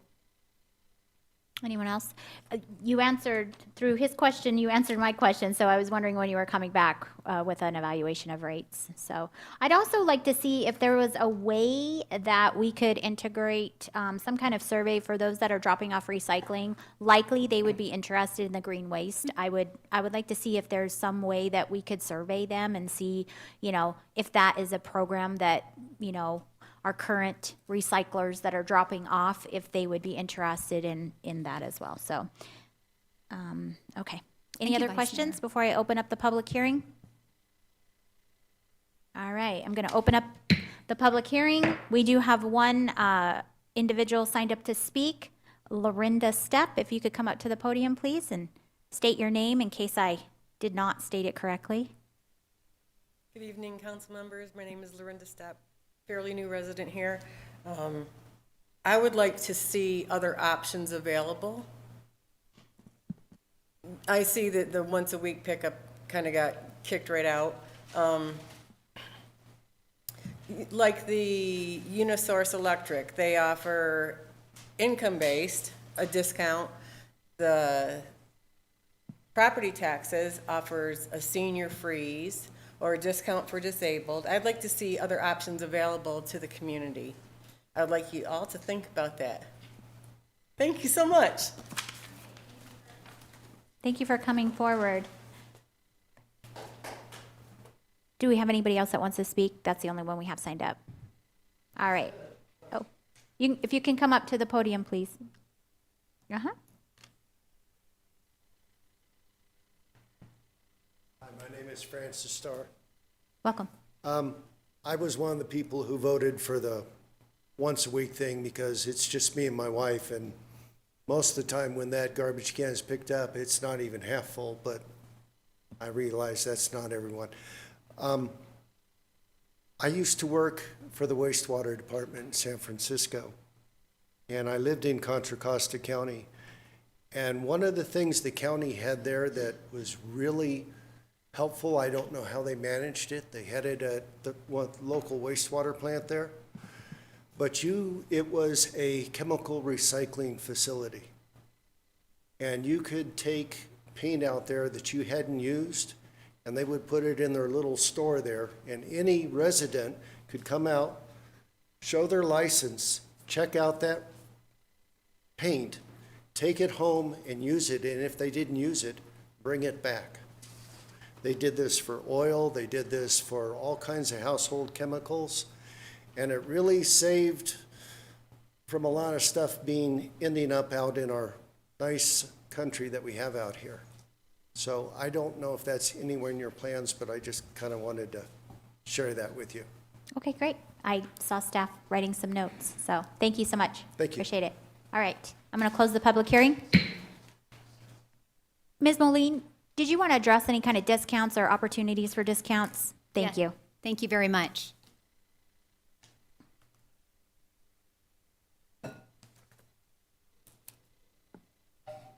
So first, I want to thank the public for coming up and participating in the public hearing, and I do appreciate the comment on discounts. So we have looked at senior citizen discounts or just low-income discounts, any sort of discount.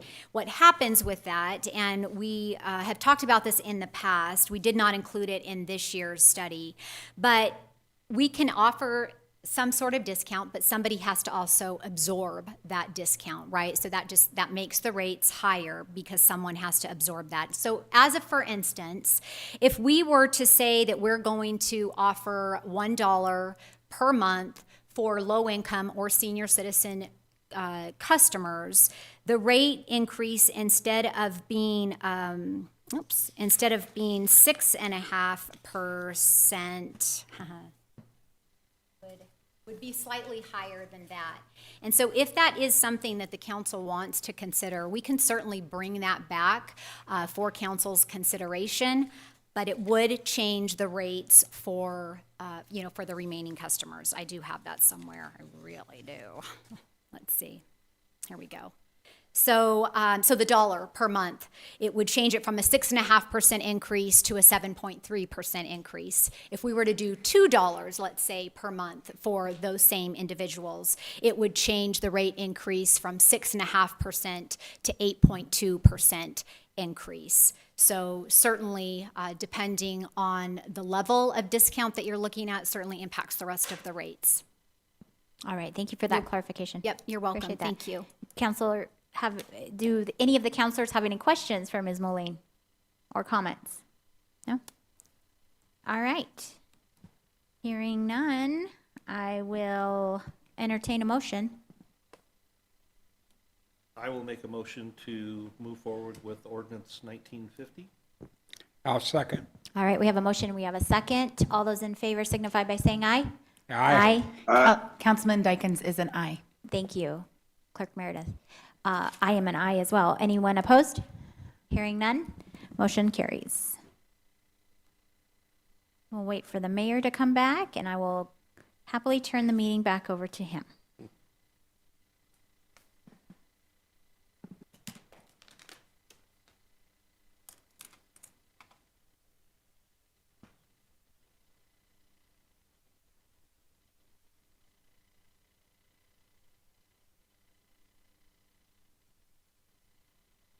Okay, Aaron.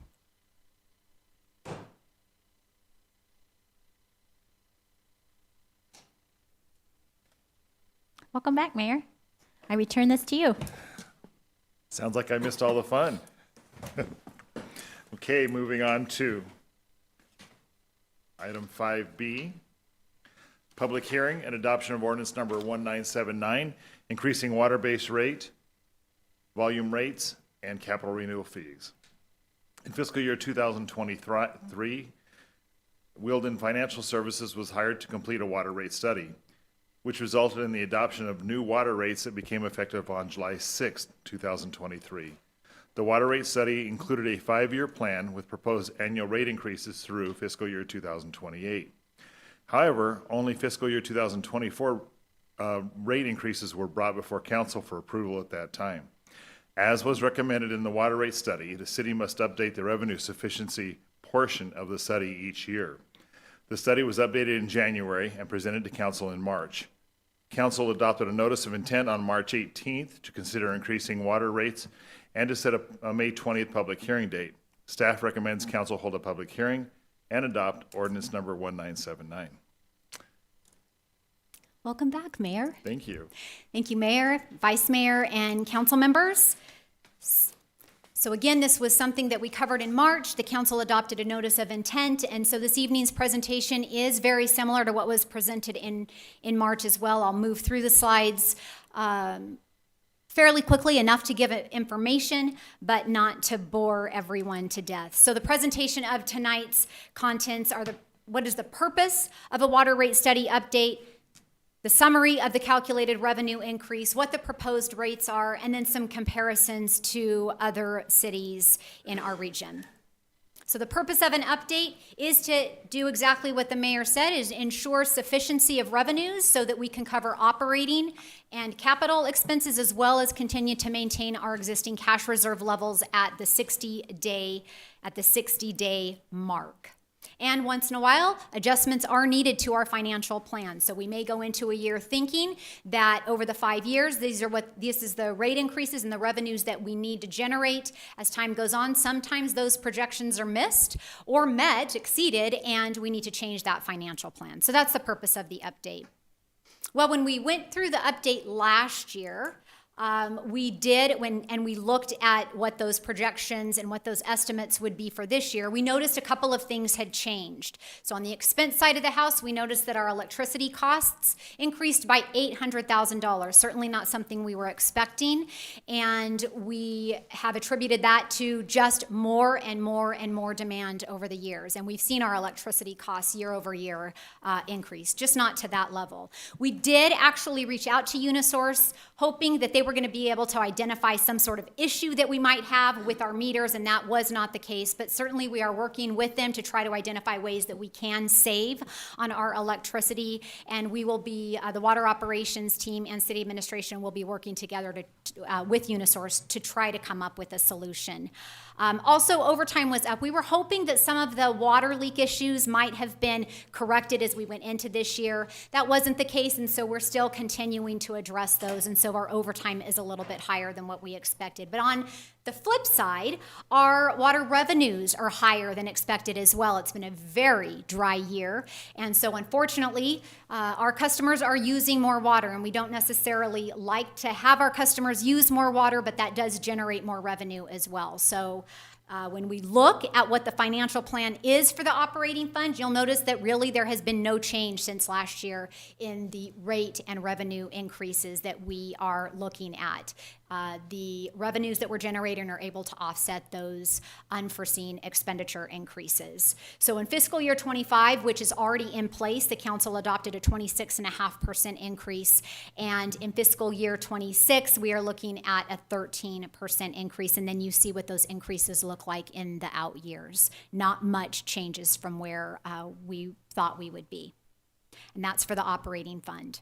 So that would be an across-the-board 13% increase on our fixed rates, and that's for inside the city as well as outside the city customers, as well as on our volume rates, so the usage rates for inside city limits and outside city limit customers.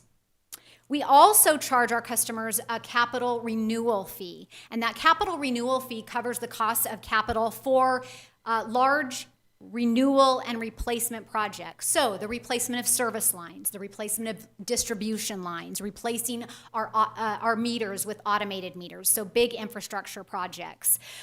In this particular, for the financial plan for the capital renewal fund, you'll notice that there is no change there as well. And we are recommending a 20% increase in fiscal year 26 for that plan. It is a fixed rate also, and it is across the board for inside city limit customers as well as outside city limit customers. So how do we compare to our neighbors? So when we look at a residential customer with a 5/8" meter who's using 6,000 gallons of water per month, currently our customers are paying $33.39, and that is towards the lower end, just under the lower end of the regional of the region comparisons. If we were to under the proposed rates, it would be $38.12, and that still is in that same vicinity. So we have some of our neighboring regions that are higher, and some of them that are lower. So the next steps for this would be to hold the public hearing. At the conclusion of the public hearing, consider adopting Ordinance 1979 to increase the water rates. And then if that ordinance is approved, those rates would go into effect July 1st. And I will answer any questions. Any questions? You might have. Any questions for Tina? Councilor Savage? Or Dykens? I'm good. Okay, thank you. Let's open a public hearing then. Thank you, Tina. I'd like to open this public hearing and for consideration of adoption of ordinance number 1979. First, we have Mr. David Hanson from the public that would like to speak.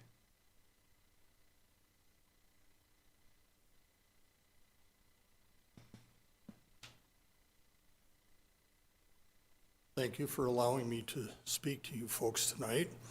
My name is David Hanson. I live in the suburb of New Kingman, Butler, which causes me confusion. Am I a resident of Kingman? My address is Kingman, but it's, you know, the things that were being shown were resident and non-resident, meaning I guess outside the city limits. I don't know.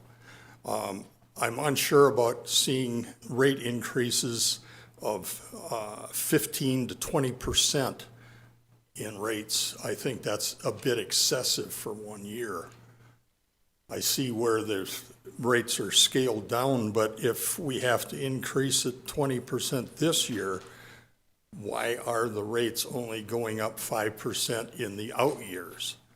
That, to me, is a bit, I don't understand that, and I don't see how you can project it that have that much of a drop if you're already increasing at 20% now.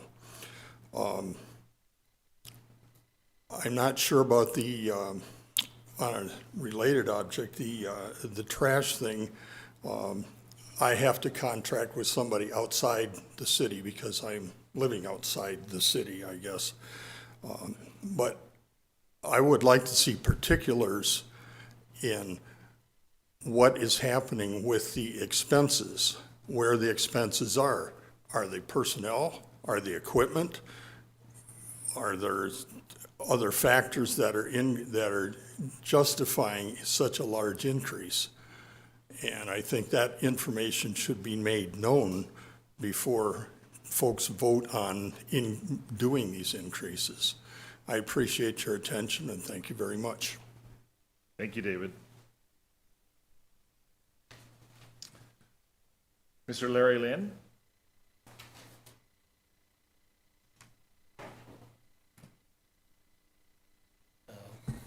As a homeowner in Kingman, I just wanted to voice my opinion that if the revenues are up for more water usage, the customers that want more water, that are using more water, are paying significantly more for it. And to go forward with a rate increase when you have a revenue increase that she just stated doesn't seem to make sense to me. It's unfair. The other comment that I had is that the water rates are tied to the sewage usage rates that I get charged every month. And in the summertime, I use more water, I landscape, and I keep my yard green, I keep my plants alive, and it's necessary, and it's my choice. I don't mind paying for the increased amount of water in the summertime. With the high heat here in Arizona, it's necessary. But I do very much feel that it's unfair for my sewage rate to go up. We have only 2 people in the home. The square footage is not the same. The sewage rate does not go, my use of sewage does not increase from summer to winter, but on my bill, every time I use more water, they charge me more sewage cost. And I think that's ridiculous. I don't know how it got tied to, the water usage got tied to the sewage, amount of sewage you pay for, but it's ridiculous. I want it stopped. I want it changed. I need somebody to look into that equation that the utility company uses there to calculate the sewage rate, which increases every summer when I start using more water to irrigate my property. Thank you. Thank you, Larry. Tina, any more input on that? Actually, we're in a public hearing. Thanks, Carl. Need to be kept on my toes, so I appreciate it. Anybody else would like to comment on this matter that, even though you haven't signed up, come on forward, please. And if you could please state your name and go ahead and please step up and state your name, please. My name is Francis Starr. I'm a relatively new resident to your city. I'm out here at the edge of that little area you folks annexed into the city, Eagle View or something like that. Anyway, I read your report. The thing that bothered me about it was that it didn't explain what the expenses were beyond power. Are we looking at new pump stations? Are we paying for new pipelines? Are we paying for upgrading and maintaining the facilities? I don't know. I don't know in your system too, since your revenue generating department, are they also contributing to your general fund and funding things like transit, or are those revenues kept within that department? That would help to know. Emergency call-outs, you're gonna have them. There's no way around it. But some of that overtime may be controllable depending on your personnel staffing. So we had a division with 300 working operations staff, and some accountant would talk about salary savings and have us hold 30 positions open. Well, in a pump station, if you have 12 people and you have one that's out on workers' comp, one that's out on FMLA, one that's on vacation, and one that calls in sick, now you're pulling someone to cover those other shifts. So I guess my other question would be, out of your budgeted positions in your operations, how many of those are being open? How many are held open, or are you fully staffed? And if you aren't staffing those, is it because you can't find the qualified personnel? Or is it because somebody told you about this little thing called salary savings? My other question is, I see, since in the short time I've been here, which is not even yet 2 years, you've grown exponentially. There are houses going up everywhere. Are the developers paying for those new lateral assets that you're putting in, the water mains, the sewer lines? Or are they only paying a percentage of that? Who's paying for that? Is that being put on the ratepayers? Can you tell me, or you can't answer? We can't answer right now, but Okay. after public hearing's over, Okay, so we'll probably come back to those it. would be my questions that I would have. And as I said, I am happy to see that you're doing revenue and not trying to do bonds.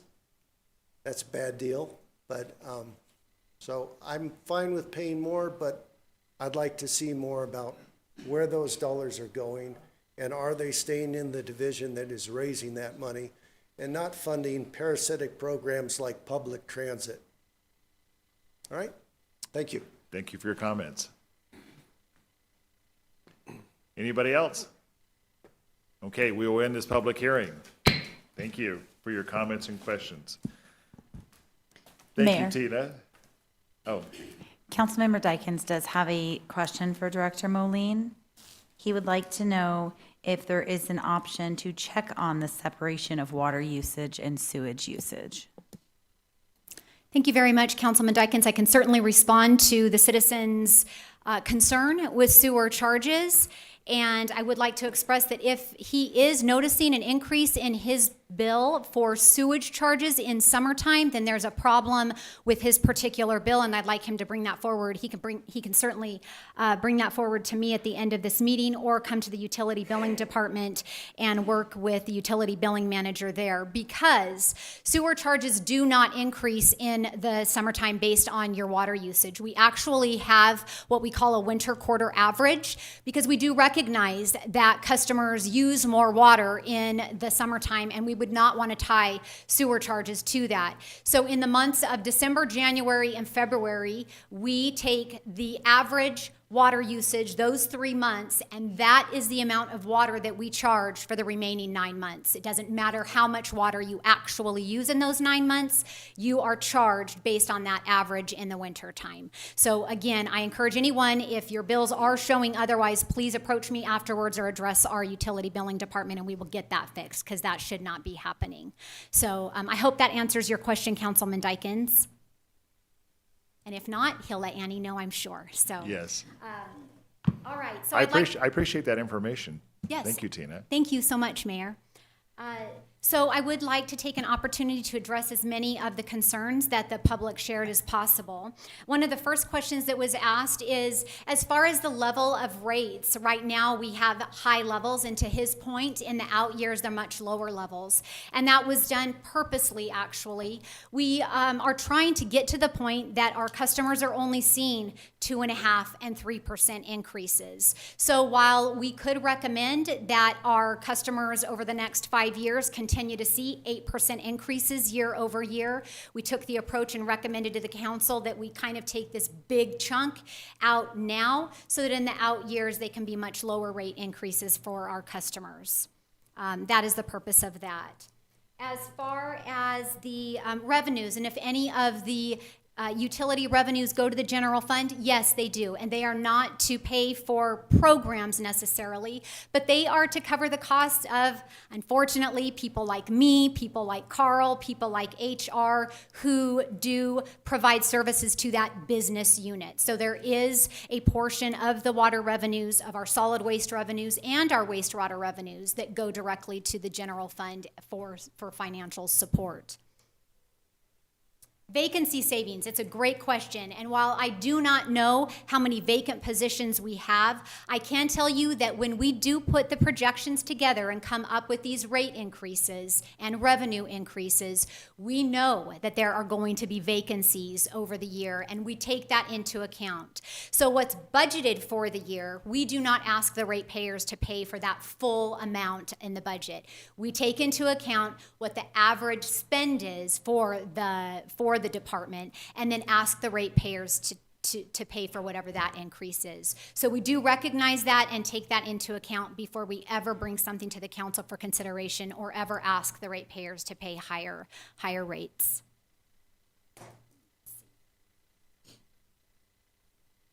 Expansion projects, that was another question. Are our developers paying for that? So we do incur, the fees that we're talking about tonight do not have anything to do with expansion projects. We actually charge capacity fees for those that connect to the system, for new connections, and those fees pay for our expansion projects. So I want to make that very, very clear that these fees do not cover those types of costs.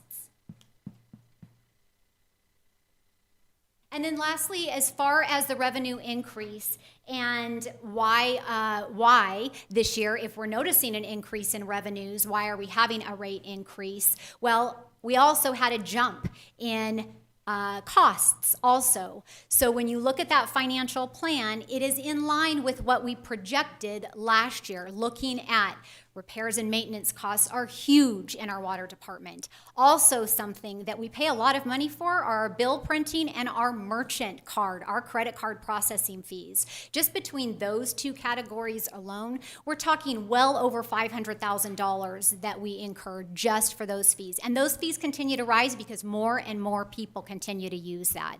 So the revenues that we did generate this year, the additional revenues, were solely to offset the large increase in electricity and overtime. So it was really a wash. So what we projected last year for the rate increase is the same this year. And that's the reason for why the revenues did not offset any sort of rate increase. And I believe I responded to all of the questions that the citizens provided. Are there any other questions that the council might have for me before you go into discussion? Council? Did you talk about development costs, builders that are putting in? Yeah, the capacity fees. Okay, I thank sure you. did, Vice Mayor. Okay, so that's the development injection back into.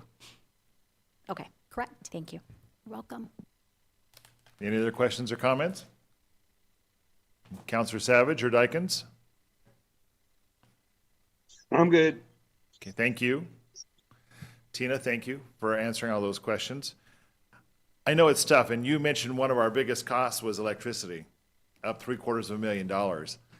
And this is what's a scary thought from watching the news, and I think a lot of us have seen it. They're projecting next year our electricity rates could be going up also, which will affect, there will be an effect on this also. So food for thought. I know water is becoming a precious source here in the desert. And I know, for example, fortunately back in 22, we were able to put in the INA to help protect our water source for the Wallapai Aquifer. And I thought at that time it would be a good idea, for example, we stopped watering our lawn and took out our front lawn because we wanted to conserve water. Of course, the savings was also the fact, a benefit of it is saving on our water bill. And so there's been some pluses. It's a tough thing to balance, whether we want nice, pretty grass or we have desert landscaping. These are tough things we have to answer individually. And of course, because of that individual choices, there are repercussions on spending that money too. Once again, thanks for everybody's input on this. And council, we need a motion adopting or contrary, but I think adopting. We all see the cost of what's going on with our water. We have to pay for our infrastructure. Basically, we need a motion approving ordinance number 1979, increasing water base rate, volume rates, and capital renewal fees. So moved. Do we have a second? Second. We have a motion and a second. All those in favor say aye. Aye. Councilmember Dykens is an aye. Okay. Any opposed? No. Hearing none. Thank you. Item number 5C, public hearing and consideration to approve resolution number 5560 to add, remove, and increase fees with citywide comprehensive fee schedule. Okay, Aaron. City staff recently performed a review of the direct benefit services that the city is providing to individuals, businesses, and other agencies throughout the community. In this review, the city found that many services have not been adjusted for 7 to 25 years, and some direct benefit services were being provided at no charge to the end user. Although cost recovery was the largest component of this review, comparing the City of Kingman's existing and proposed fees to other city fee schedules was also a component. It was determined that the City of Kingman's existing and proposed rates are not greatly understated or inflated in comparison.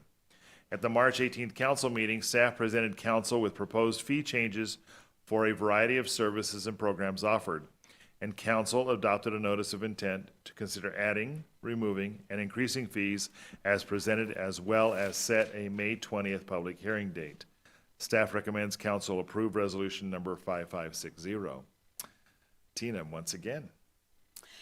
Thank you very much, Mayor and Vice Mayor and council members. So once again, this is a presentation that is very similar to what was provided in March. The council did provide a notice of intent to move forward with the proposed changes. I will cover these changes at a very high level, and if there is anything in particular that you want clarification on or discussed further, I can try to answer that, or we also have the subject matter experts in the audience this evening. So what is a comprehensive fee schedule? Well, it is a list of citywide fees for activities, rentals, permits, licenses, reports, copies, maps, courses, etc. What it is not the fees that we just talked about. So it is not our business unit or our enterprise fund fees. It's everything but those. The purpose of these fees is to partially or even fully recover the costs of providing these particular activities. These fees were last reviewed and updated in February and April of 2018. So it's been 7 years since we have brought something to council for consideration. What does the fee review process look like? Well, it starts by looking at our existing burden rates, so employee salaries, all the benefits associated with those salaries, our supply and material costs. We also look at any sort of changes in statutory fees, because sometimes it comes down from legislation that we need to charge certain fees, so we look at that as well. We evaluate our credit card fees. It is a concern or a cost that we take into account when we're reviewing our fees, and then ultimately we calculate the cost recovery percentage. Is it partially or is it a full cost recovery fee? The fees that we reviewed are all listed here. Basically, every other fee that is not part of the enterprise funds, we did look at. So we'll start with building and permitting fees. I am going to cover the category of fees that we looked at, and again, if you have specific questions, we can cover those. So we looked at building permits, special permits, and other types of inspection fees. The proposed changes would would be a positive fiscal impact to the general fund of $40,000, and that is still not a full recovery. That is still not full cost recovery. As far as comparing our building and permitting fees to our neighbors, you'll see that we aren't even at our current fee and the proposed fee, we aren't necessarily the highest, but we are not necessarily the lowest either. Engineering fees, we are looking at establishing a new water and wastewater utility inspection fee for outside city limit customers.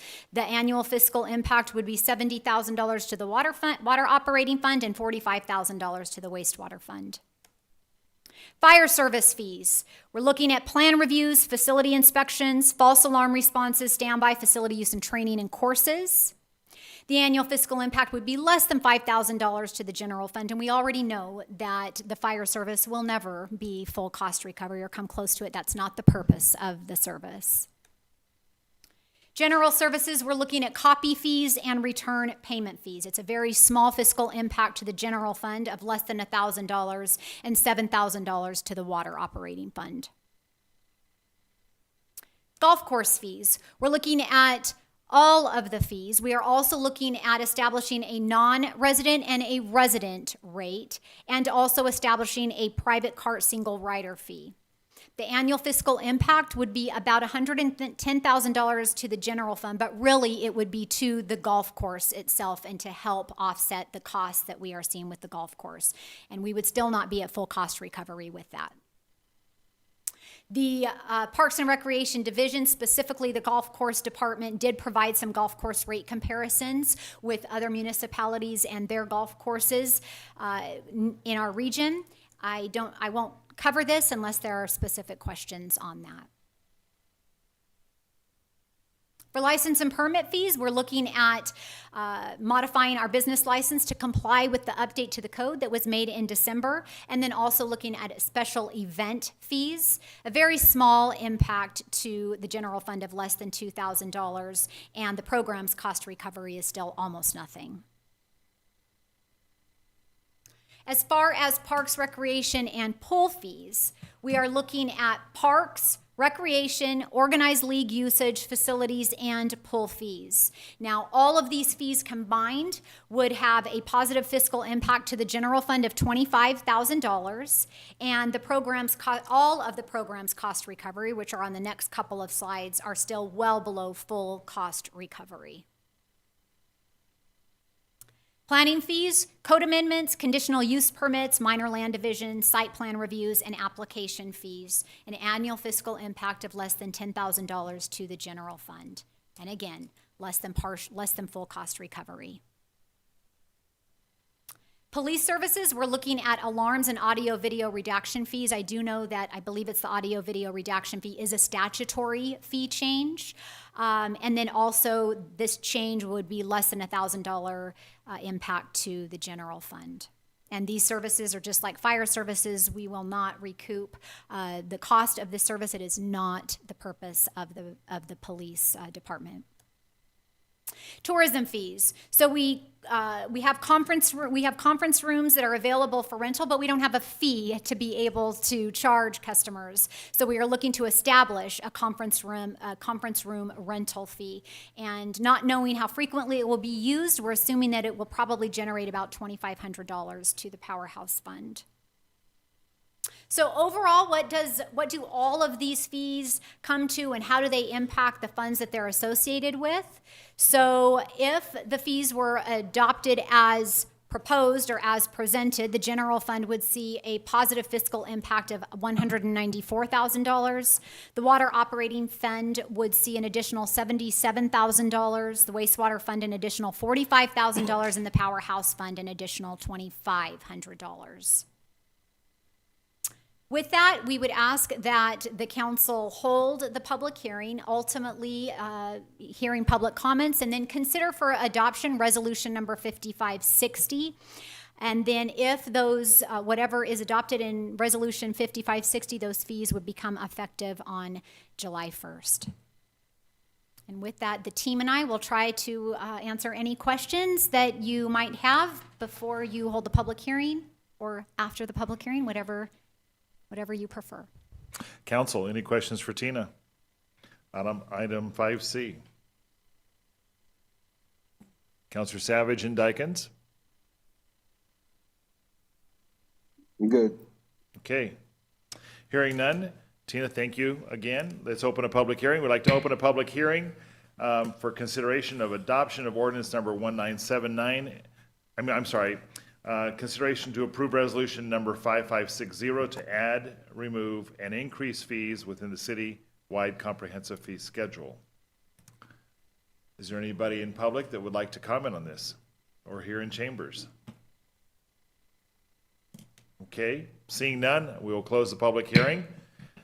I think Tina answered probably everything. There's no one else had any comments as far as council? Yes, Councilor Walker. I just have one comment. I know it sounds like it's been 6 to 7 years since we looked at these fees. I don't think we should go that long again. What are you suggesting? I agree. What are you thinking? Every 2 years? Every 2 years, yeah. I think that was too big of a gap. Okay. And a lot of the fees are not exorbitant at all. They're just more realistic on what's keeping pace with our economy. So, okay, any other comments or questions? Can we have a motion then approving resolution number 5560? So moved. I'll second. Counselor Walker made the motion, and Vice Mayor made the second. Thank you. Okay. All those in favor say aye. Aye. Aye. Councilman Dykens is in favor. Okay, thank you. Any opposed? The motion carries. Thank you. Okay, moving on. Item number 6, department reports. 6B, street landing page update.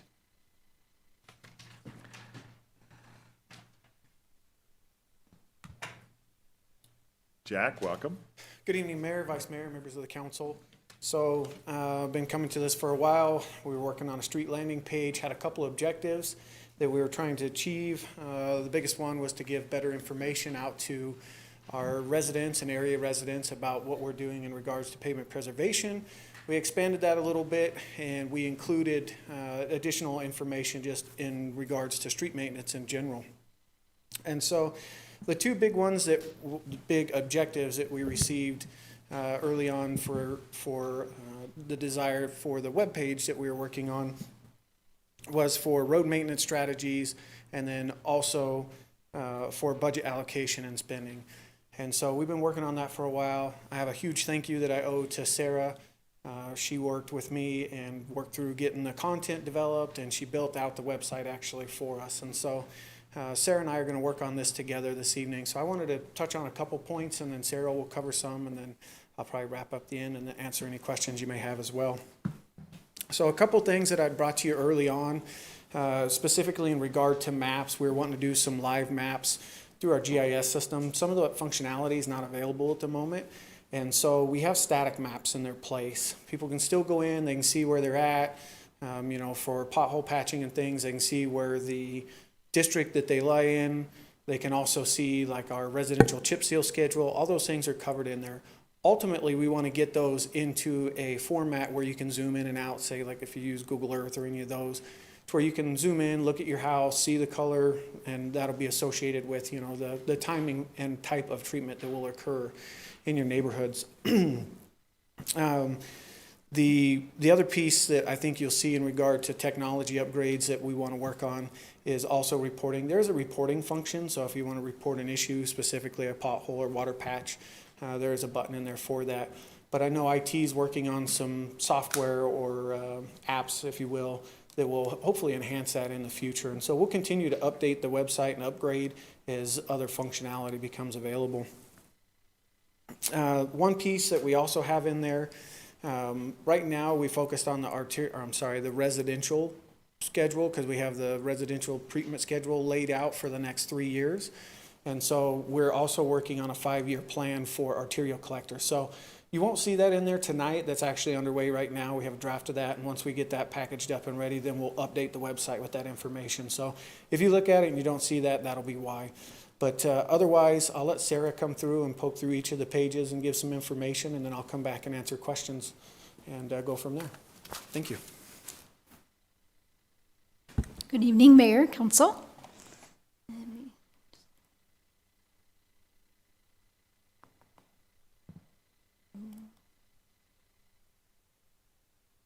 Okay, am I sharing the screen? Okay, so we wanted to make it easy for the public to go to so they don't get lost on the website. So you can just go to streets.cityofkingman.gov and it takes you to our new street landing page. So the first webpage you will see is pretty much our street department. It has your operations manager, your crew leader, and then it has our mission statement. And then you will find a lot of these links will also be found over on the side, but we put them on the main front page just to make it a little bit easier. There's a link for the pavement preservation strategies, your pothole repairs and water patching, and then street light repair and maintenance. And then down here we just have some stats for how many paved roads we have and the miles and all that good stuff. So the first one is our pavement preservation strategies. This basically lays out how our pavement preservation program is funded, the key components of it, pretty much gives kind of the history of it. And then we also have buttons at the end that will open up to our finance website so people can see the revenue budget and the HERF budget and our expenses. And when I'm done with my website presentation, Jack will come back up and he will explain that part more to you. And then we have our current and future projects list. Basically, it tells you the residential projects. You're able to click on each district map. So like here's District 1, for example. And like he was saying, it'll be a lot easier to actually see once we get the GIS in there. But for now, this is more like a static page. So you're able to see, okay, residential District 1, they had their crack seal and chip seal application, was concluded in 2024. And if you go all the way down to residential District 6, that will be, the crack seal will be done in 2026 and the application will occur in 2027. Then we also have links to the WCAG traffic count website and the City of Kingman traffic counts. And then street classification pretty much just outlines what an arterial road is, what a collector road is, and residential or local roads. And then there's also a little interactive video down there for you. And this is the website where most of our residents will probably want to go. We have our current patching PDF.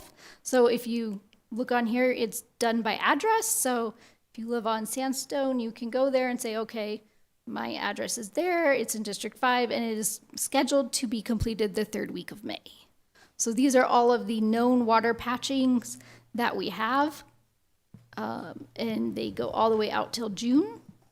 So if you know of a water patching and it's not on this list, you can go to the report a pothole and report a pothole that way. And then we also have our completed list, which is all through, it's up to date as of the 18th for this fiscal year. And then we also have the list of district maps you can click on.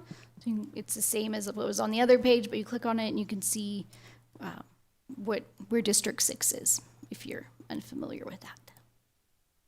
And then we also down here have what the difference is between a pothole and the difference between a water repair patch. And then we also list down here as well the outstanding and completed patches. And then this is just our past pavement reservation. We have the fiscal year 24 preservation map, which basically shows you what all we did in the 23-24 asphalt preservation.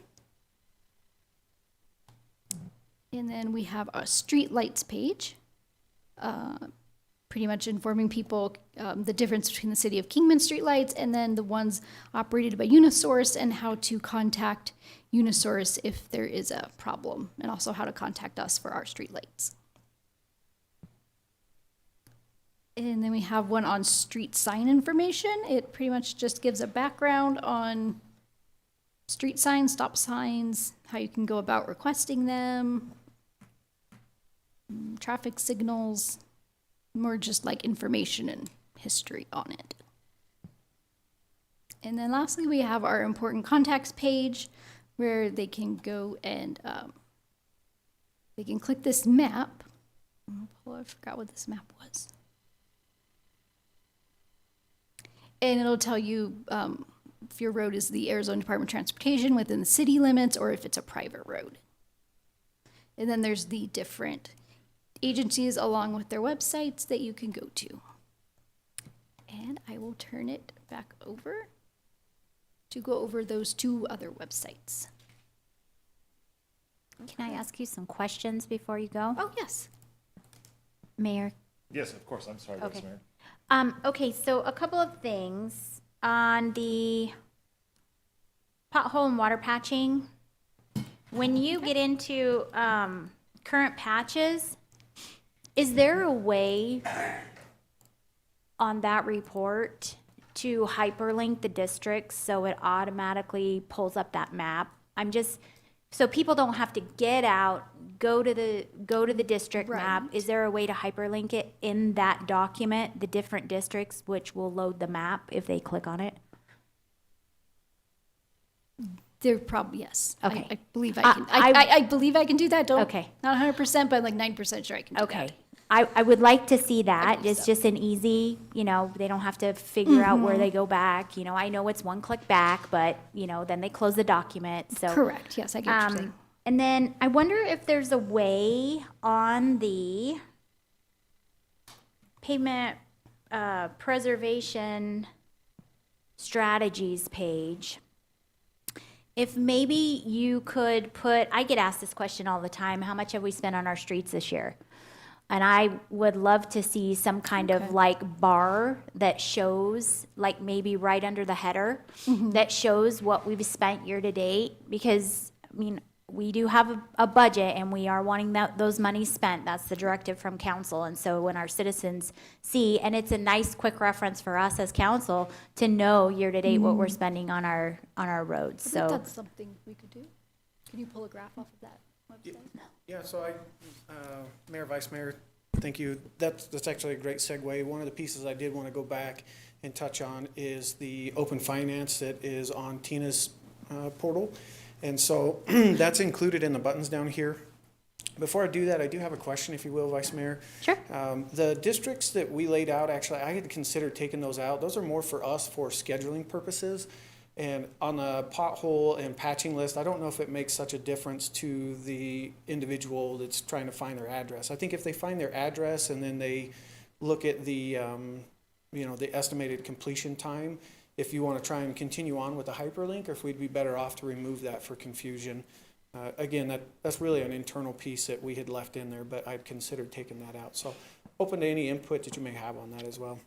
well, and I understand where you're going. I just know people don't necessarily know what district they're in. So, or what district they just drove through and they saw a pothole or they saw so, I mean, I don't know. If it's a big burden to add it, I would say forget about it. But if it's not a big burden to add it, it would just be ease of use within the report itself. Yeah, we will, honestly, Sarah and I will work together in IT and see what Okay. that takes, because I am not the guy to answer that question at the moment. Okay. So All right. anyway. And then one more thing before you get into the Tina, the portal that Tina has.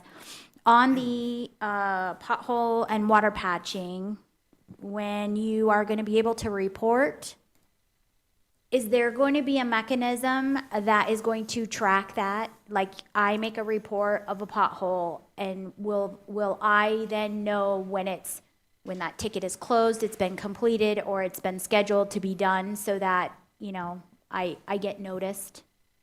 I would probably ask Sarah that question, because I think she's more involved in the process that they're working on with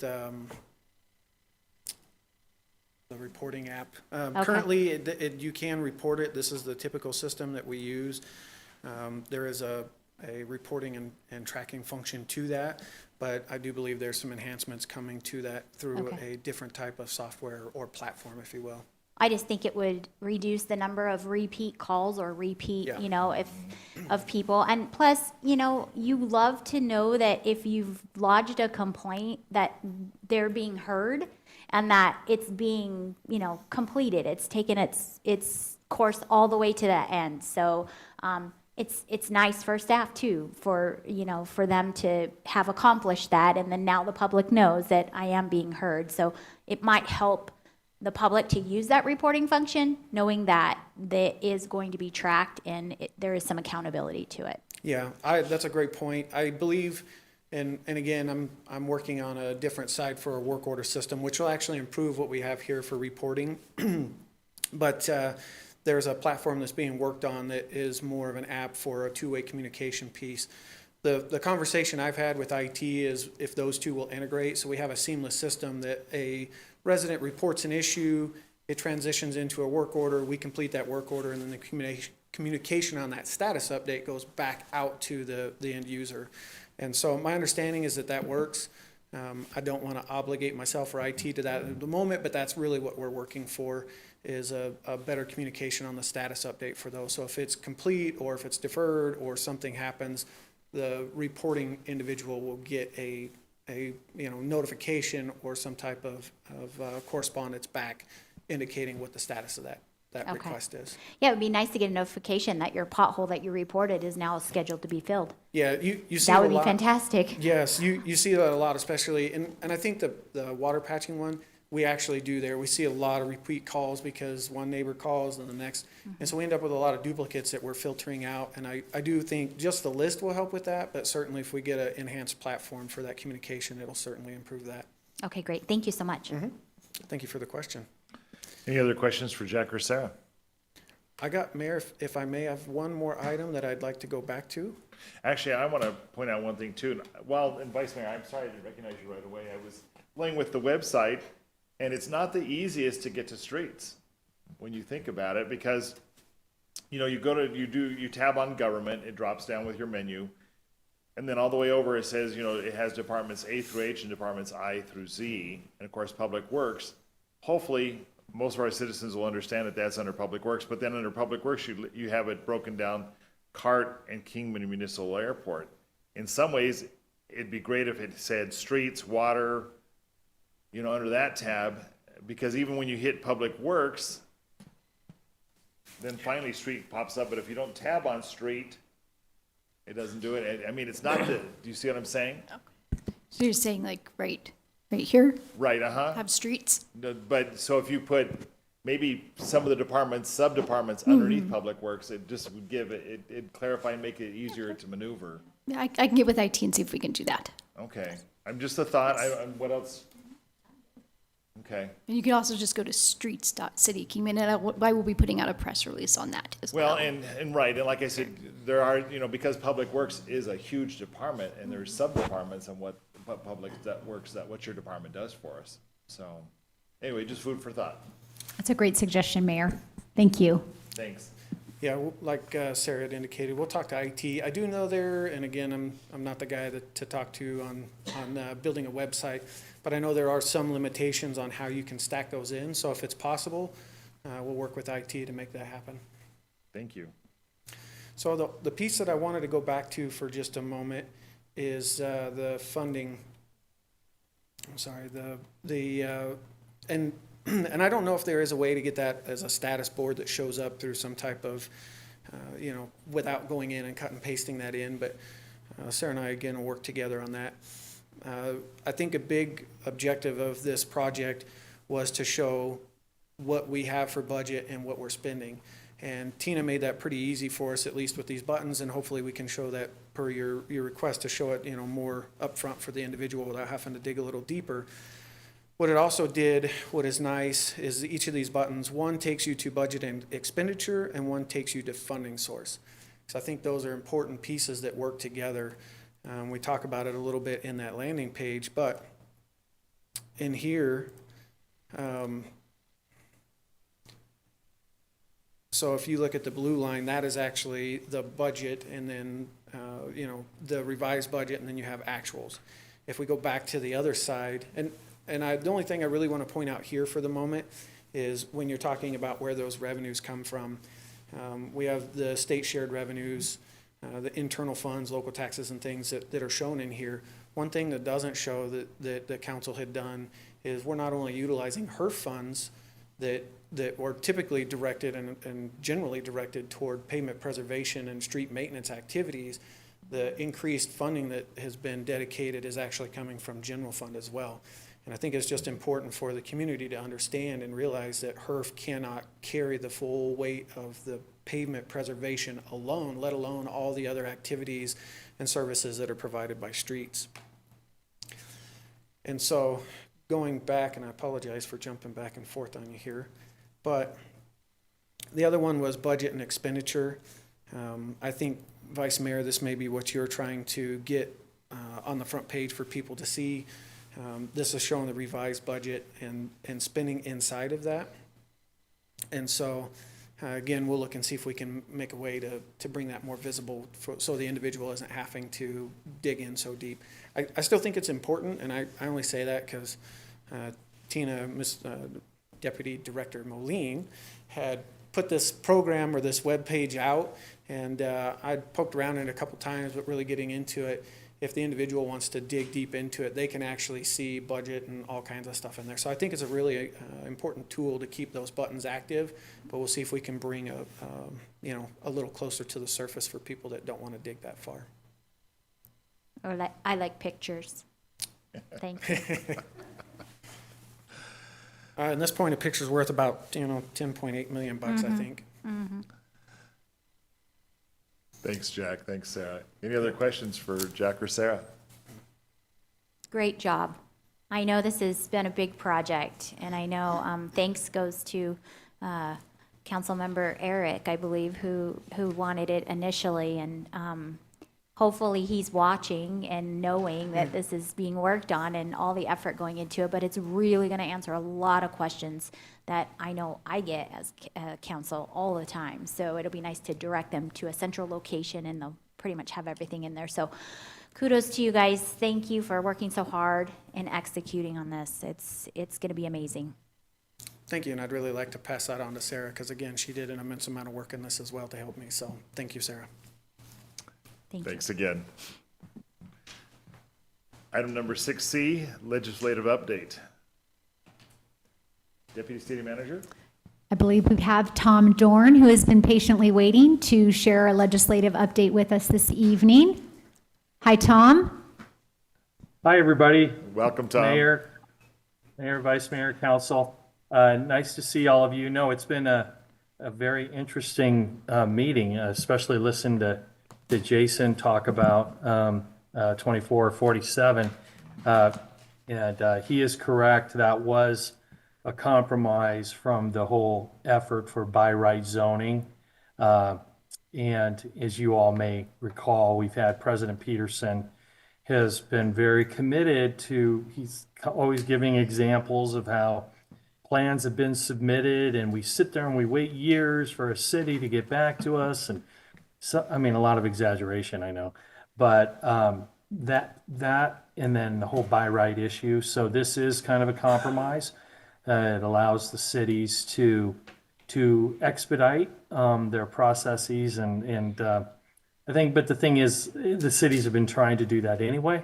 So at least it'll be interesting to see how this all comes out. But that was a great presentation by him. Couple other things just to comment on what you were talking about earlier before I say what else is up. HERF revenues, just so you know, the April numbers from the Joint Legislative Budget Committee, the HERF revenues are up 2.6% this year. So that's a good thing for those potholes that you were all talking about. Also, just with regard to the legislature, what they have done is taken another break. The House just they came back and adjourned for 2 weeks until June 4th. The Senate isn't coming back till May 28th, and they will probably adjourn for another week or so until the House gets back. Very frustrating. Like I've said many times before, I long for the days when they just used to buckle down and work through the night and get it done. But there is a disagreement with regard to the budget, mainly in the House apparently, but I wouldn't be so sure there's some 100% agreement over in the Senate, especially with certain things that might go in the budget that may cause some members to fall off. So with regard to revenues, we were just looking at the April numbers that came in from the Joint Legislative Budget Committee. We're only 1.6% above the forecast. So that equals $223 million. So if you remember earlier in the session, I would give you updates and say, oh, we have 600 million surplus, 580 surplus. I think the last time I reported to you, it was $277 million surplus. Well, we're now down to 223 million. And a lot of that is because of people just paid their taxes. And so the economy is softening. Like I said last time, I wouldn't get too excited about the road projects that Mr. Gillette has been fighting for the city of Kingman, because he may be not able to deliver those because the revenues just may not be there. So, but it's good that we continue to do that through Representative Gillette and ask for funding when and if there is available revenues for rural transportation projects. Other than that, there's not much different than I've reported on recently. It just is hurry up and wait and then take another break. And that's how they're proceeding right now, for better or worse. That's our legislature today. I'd be happy to answer any questions. Thanks, Tom.